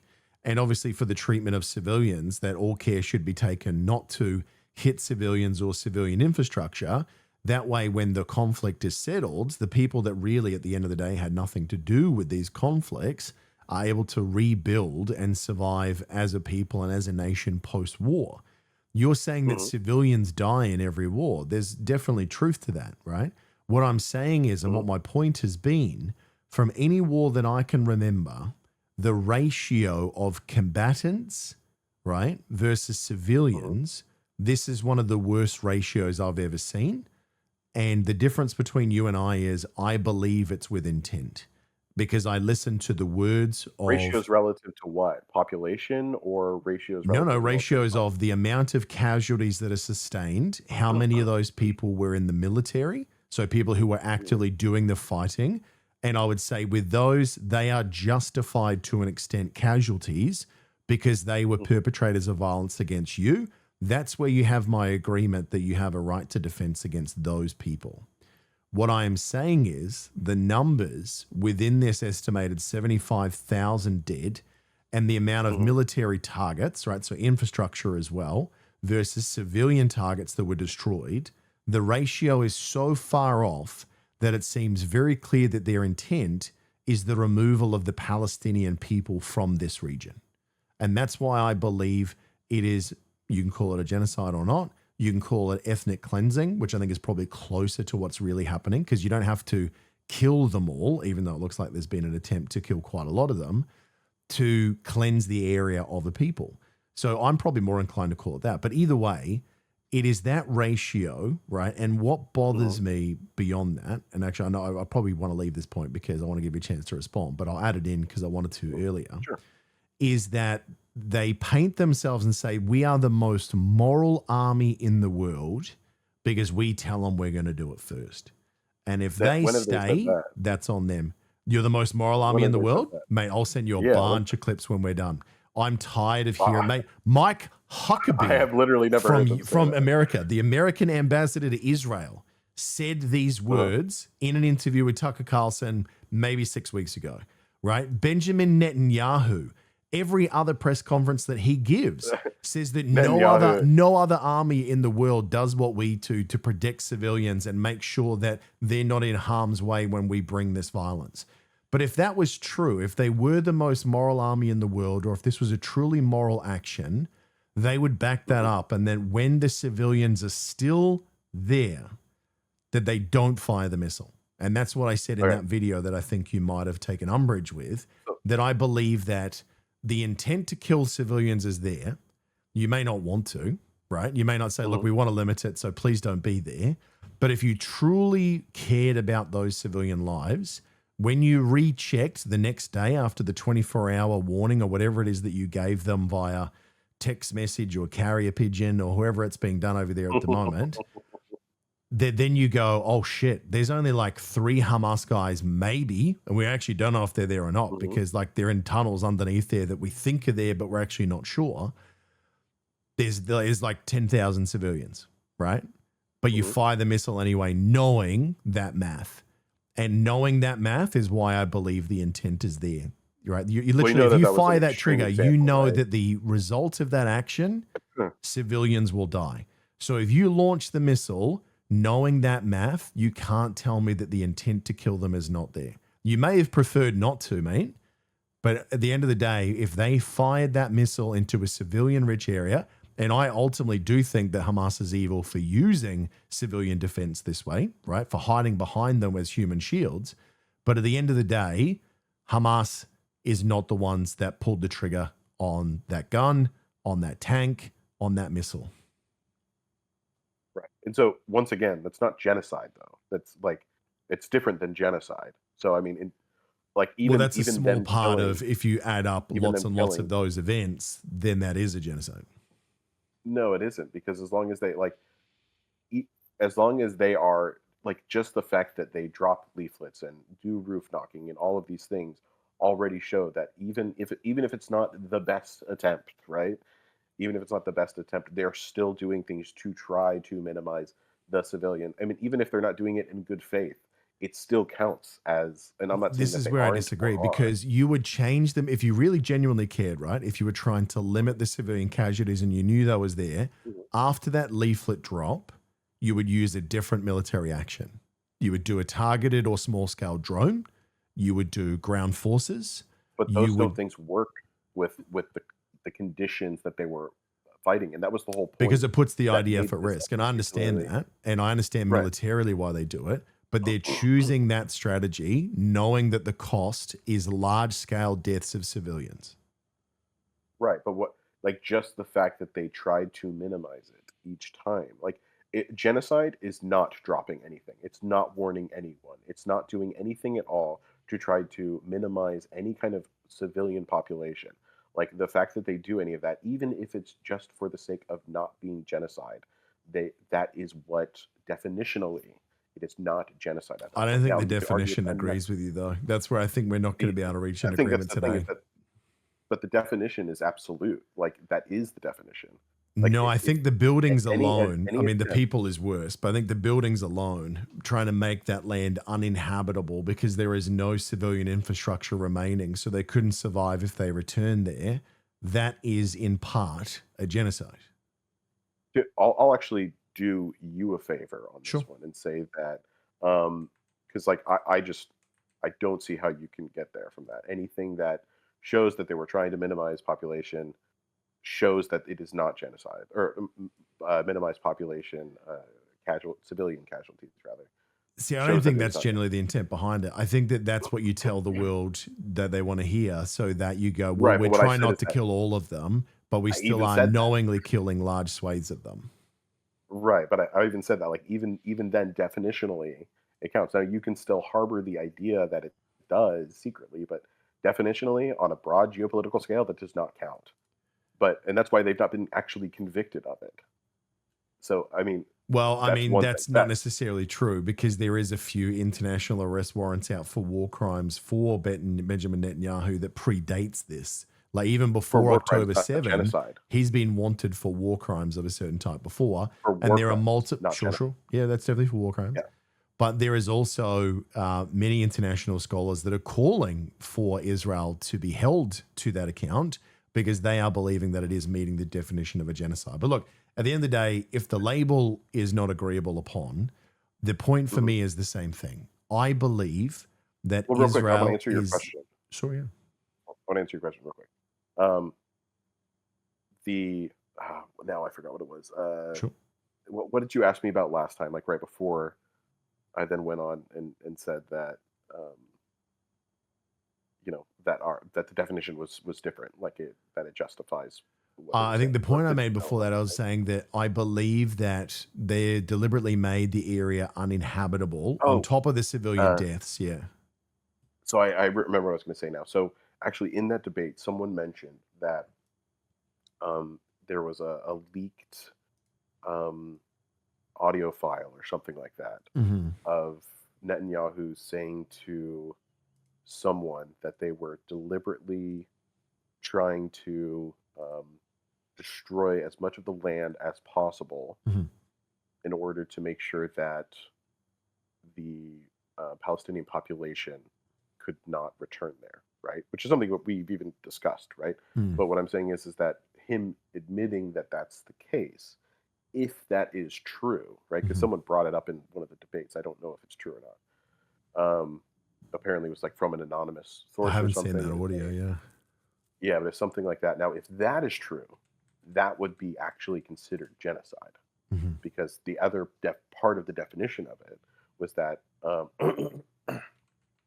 if it was purposely, once again, intent was to purposely put them in a situation where they could not be a functioning civilization again, then not an unfortunate outcome, but purposely trying to do it with the intent of doing it, then that would also be considered genocide. If that was true and they have him on tape saying that, then that is genocide.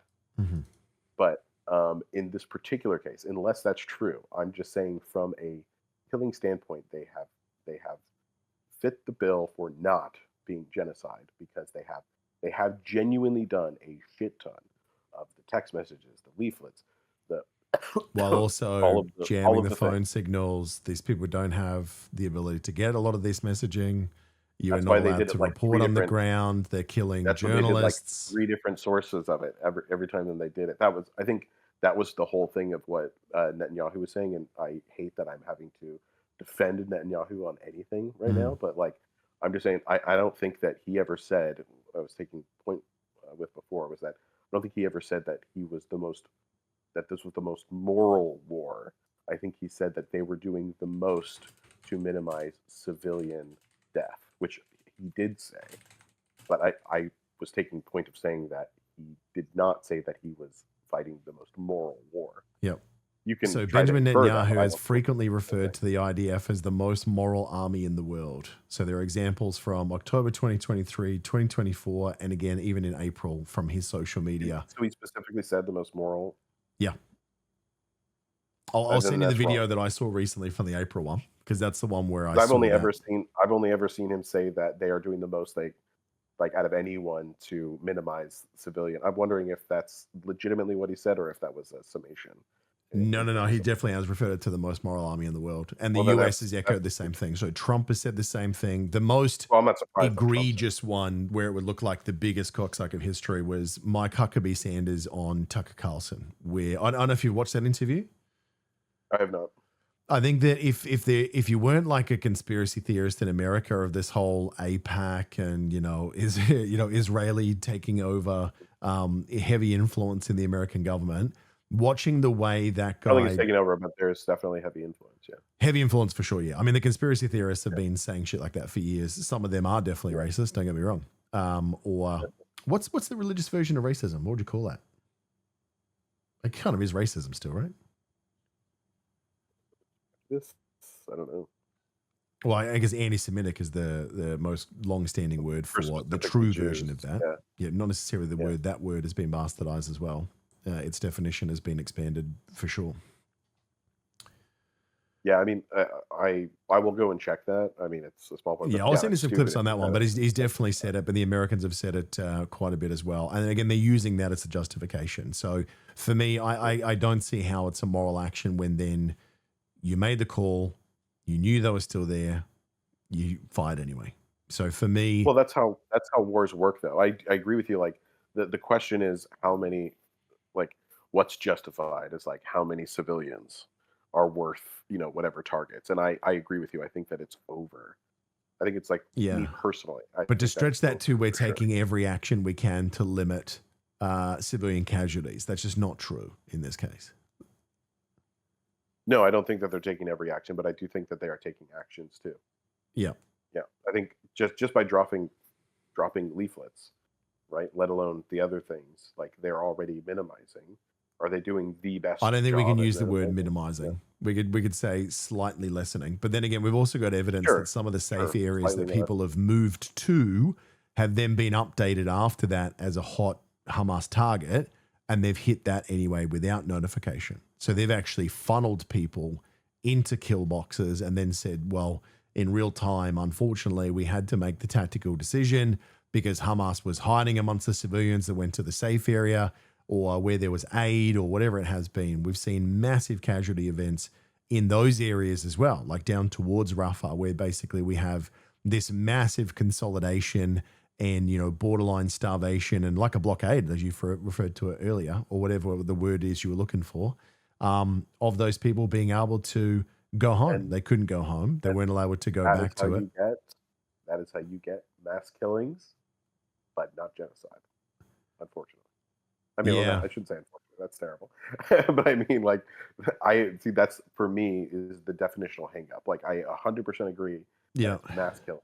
See, I care less about the definition to the intent of what's going on. I think that there definitely is an intent by the Israeli military and current leadership, not all of them, but certainly a lot of them, well, let me ask you to eliminate as many of the Palestinian people as they can, and now the Lebanese, because why is it during a ceasefire, to expand this as to why they're proving the point yet again, during a ceasefire, and if this is only temporary, why are they flattening all of this civilian infrastructure where Hezbollah has never been known to operate because they're normally up in the mountains?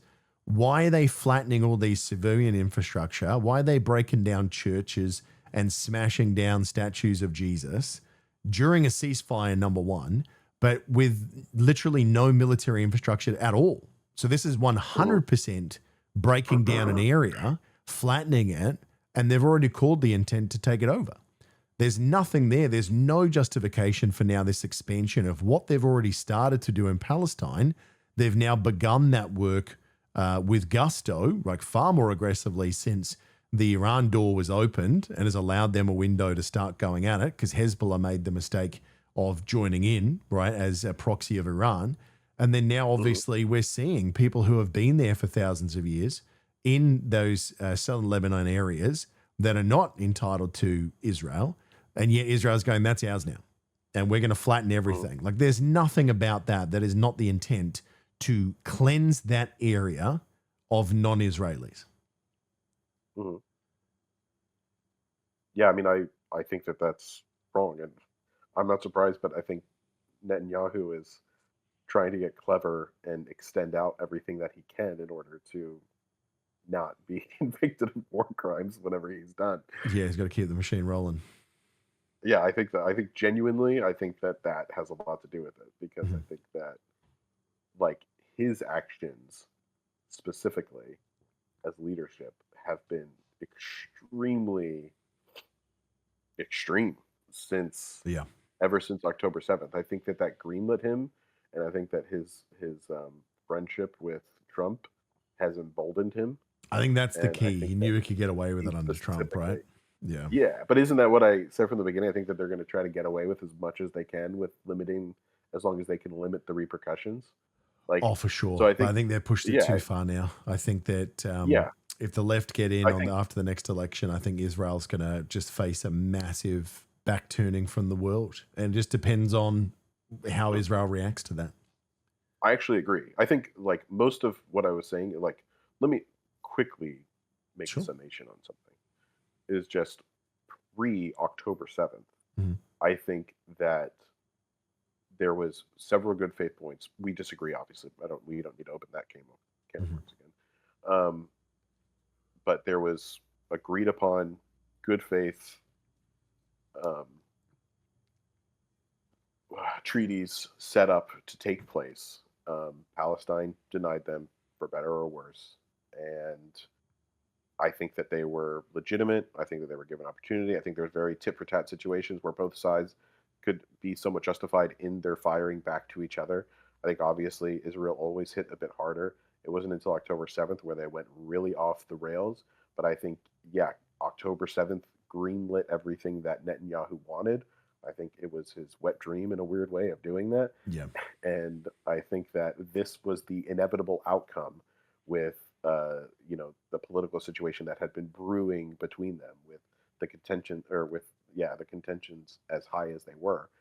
And I think that now I don't know what's coming next, over there with considering the relationship with Trump and everything like that. So we'll have to see. But I am curious. I was going to ask you. Hmm. Oh, and I also want to outline, of course, like despite what I've said, like I said, I was looking at the situation dispassionately. We shouldn't exile our humanity, but I look at it as, okay, what is most likely going to happen? I'm not saying it's right that it happens. I'm just saying what is the most obvious outcome. Well, yeah, that's right. I don't think it's the obvious outcome. I think there were other outcomes possible, but I think that the might is right Israel didn't want to Well, contemplate let any me other let me version.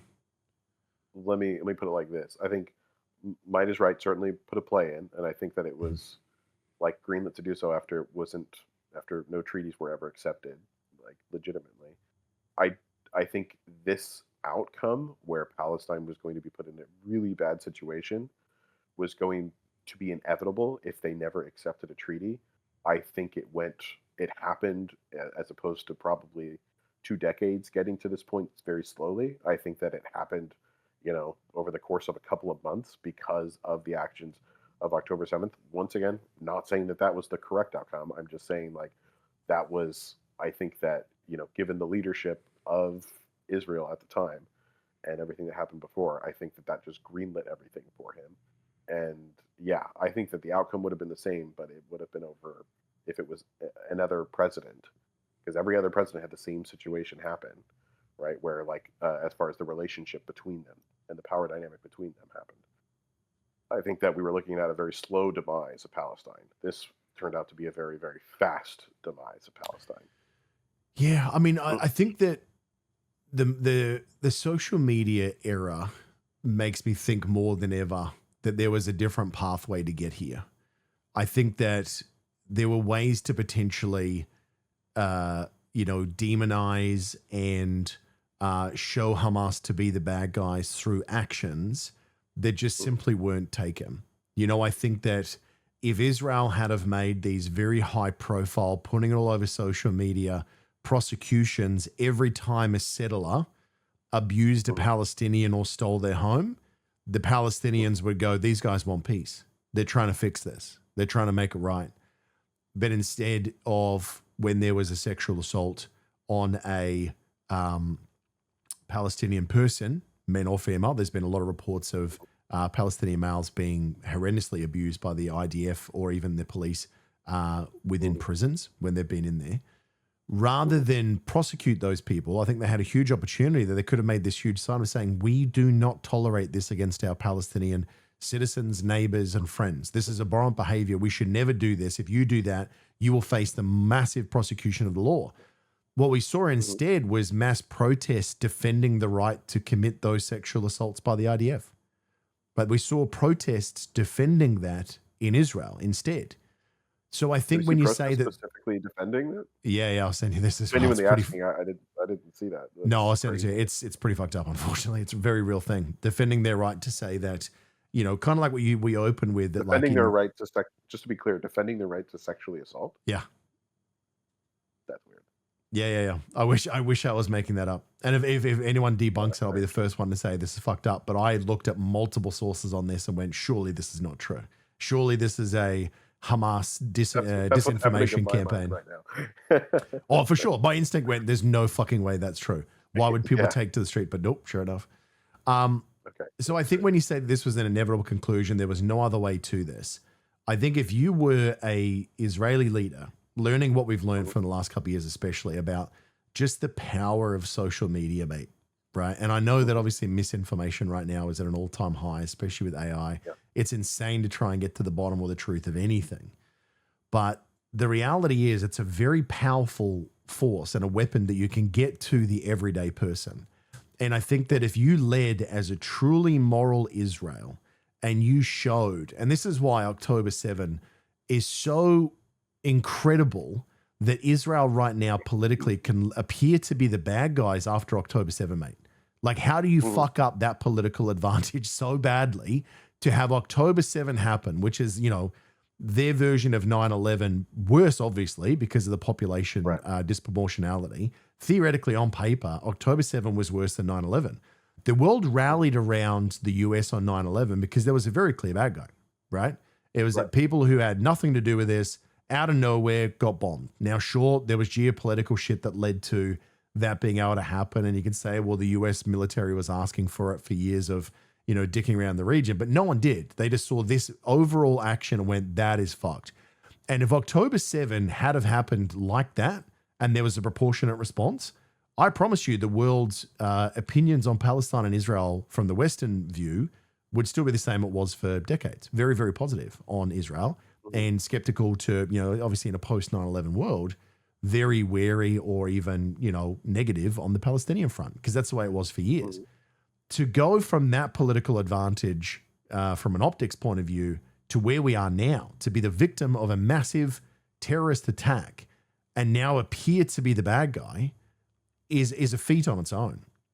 So I guess what I'm trying to say is there was pathways to peace, but you actually have to be that moral nation. And it's not an easy thing Pathways to do. peace? I Sorry? don't think so. I don't think pathways to peace. I don't think any of that necessarily meant a pathway. No, to I'm not peace. saying any of those were. I'm saying if you want a pathway to peace, one of you has to stand up to be the moral party. And obviously Israel is saying, well, that is us.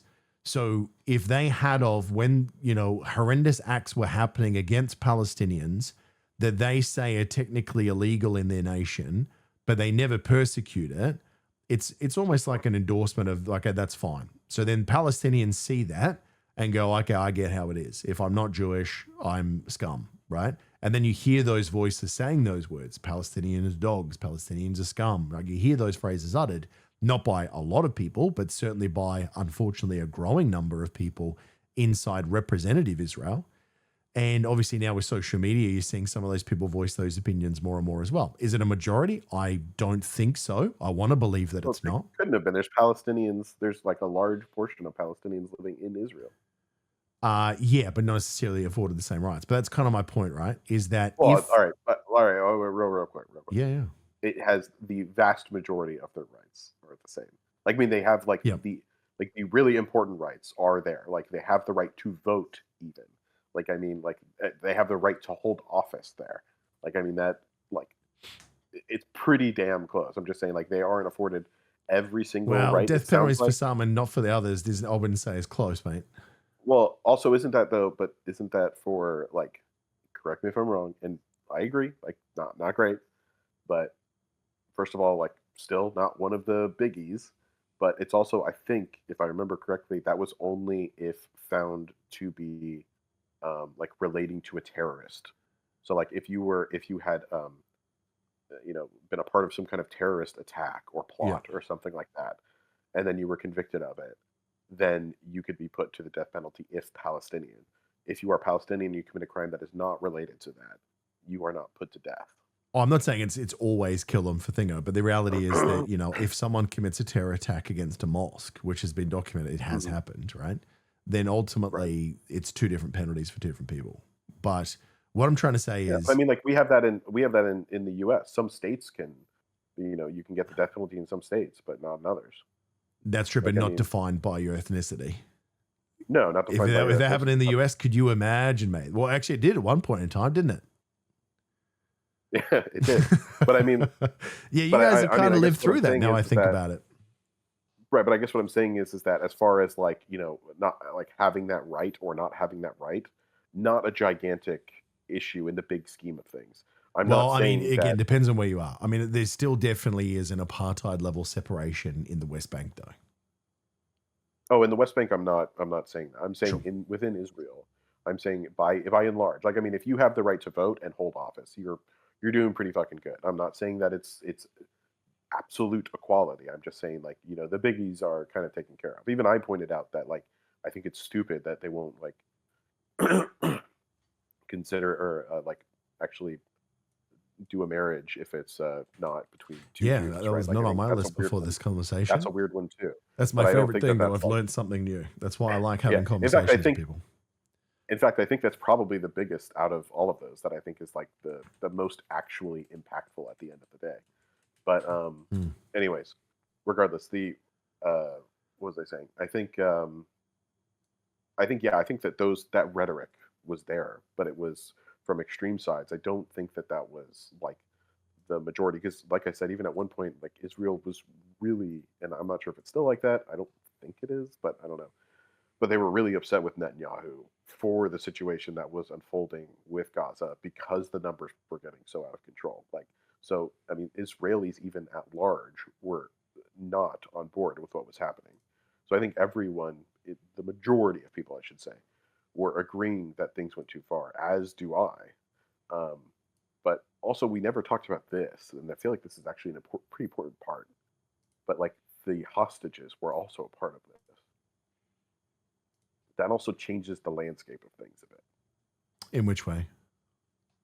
Well, you're going to be because a lot of what they were doing was to try to sway Gaza into, um, I'm sorry, Hamas into releasing um, their citizens that were hostages, taken hostage on October 7th. I think Hmm. it was like 200 or something like that. I think yeah, closer to 250. I think, yeah. Oh, 250. But I think that also sway thing. Does it justify that number? Absolutely not. But I'm not surprised that a country is then like going to go into a little bit of overdrive. This was not a little bit of overdrive. This was a lot of overdrive. But I'm just saying, like, I'm not surprised that they went quicker than what I would have expected, considering their civilians, some of their civilians were taken as hostages during the process. Like, I think that how should I say that's going to change the landscape of what's fair and not, especially after the attack.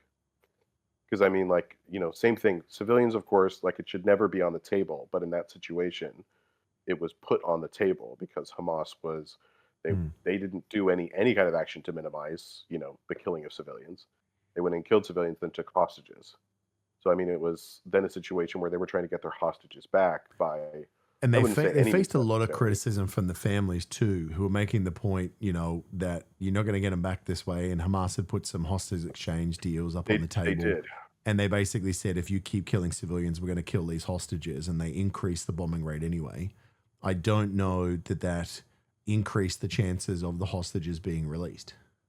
I think ultimately it did, but not in a way I that think it was was because more I think so that the US threat at the end that really got it over the I line. That they basically well, said, "We're going to I come think it was in." both. Yeah, I think it was both, but I mean, because I think that having as many deaths as what happened on the line, like, I don't think that that couldn't sway you in one direction, you know? mm, But I think that, at the end of the day, yeah, I think that had a lot to do with it. But I also don't think that that was the right way to go about it either, was to just start annihilating the yeah. But population. it Got your reinforces the back. perception that we're willing to sacrifice 10, 70,000 of yours for That they 250 were, of ours. You know.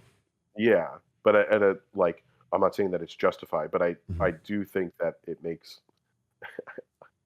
I cringe when I say this because I don't mean it like quite how it sounds, but I'm Mm. saying like I think it makes it more understandable in an already still really like terrible situation. Slightly more understandable that they went like no holds bar basically on the situation. Doesn't make it Yeah. right, but I'm But not then again, surprised from that their that side, they view some of the people that accelerated. have been taken into extended custody with no formal crimes declared and kept in, Israeli prisons for extended Mhm. periods of time. Like, they've had some of this on their side too, So again, it's a Yep, horrendously complicated topic, and every side is guilty of various sins. And obviously, I don't think I we're going do to agree reach a with that for sure. consensus on a lot of points, but I do appreciate the time for the conversation today, mate. I really appreciate the good faith chat. Yeah, yeah, I liked it. I just wanna once again say like I am not green lighting what Israel did like in its entirety at all. Mhm. I'm just saying mostly my argument was pre October 7th, but and then just the genocide definition. But Mhm. yeah, I mean like it's really unfortunate like what happened. I mean it's like tragic. I'm sure you saw the videos of you certainly saw the videos, I'm sure, of what transpired in Gaza, like the boots on the ground videos from the doctors and stuff like that. Oh, man. Yeah. That stuff is terrible. So, anyways, yeah, thank you very much for the discussion. I really appreciate it. I enjoyed the discussion. I hope I didn't come off as like contentious at any point or anything like that. Well, that's kind of the I point. actually, That's okay to be passionate on a topic. And again, like it's always cool to bring facts to something and then just sort of go, does this make me change? Do I have new information now? Which I definitely do. You taught me a couple of things that I wasn't aware of.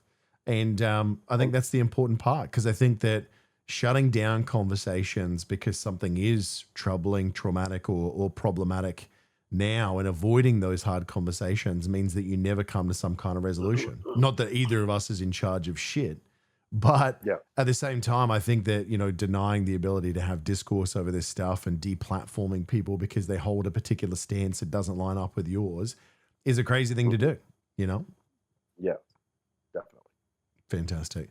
Well, look, again, thanks for reaching out. I really appreciate it. And look, I hope after today's conversation that you'll continue to watch me in the future. I hope it's cemented a absolutely, relationship rather than fractured it. absolutely, 100%. Fantastic. All right. Well, Axis, thank you very much for your time. And look, for all those you listening, what did you think of this conversation? And if you have any thoughts about this or any other videos that I have, please feel free to reach out to me just like Axis did on social medias at Chewburger84. And look, if you have enjoyed today, please leave a like, notifications bell, a comment. Subscriptions really help. I think I've got 40 people at the moment. It really helps a small channel like mine grow. So appreciate your time, Axis. Thanks again. Thank you. And thank you to any of you who are watching this video. All right. Have a great day. And hopefully you'll join us on the next one. Cheers.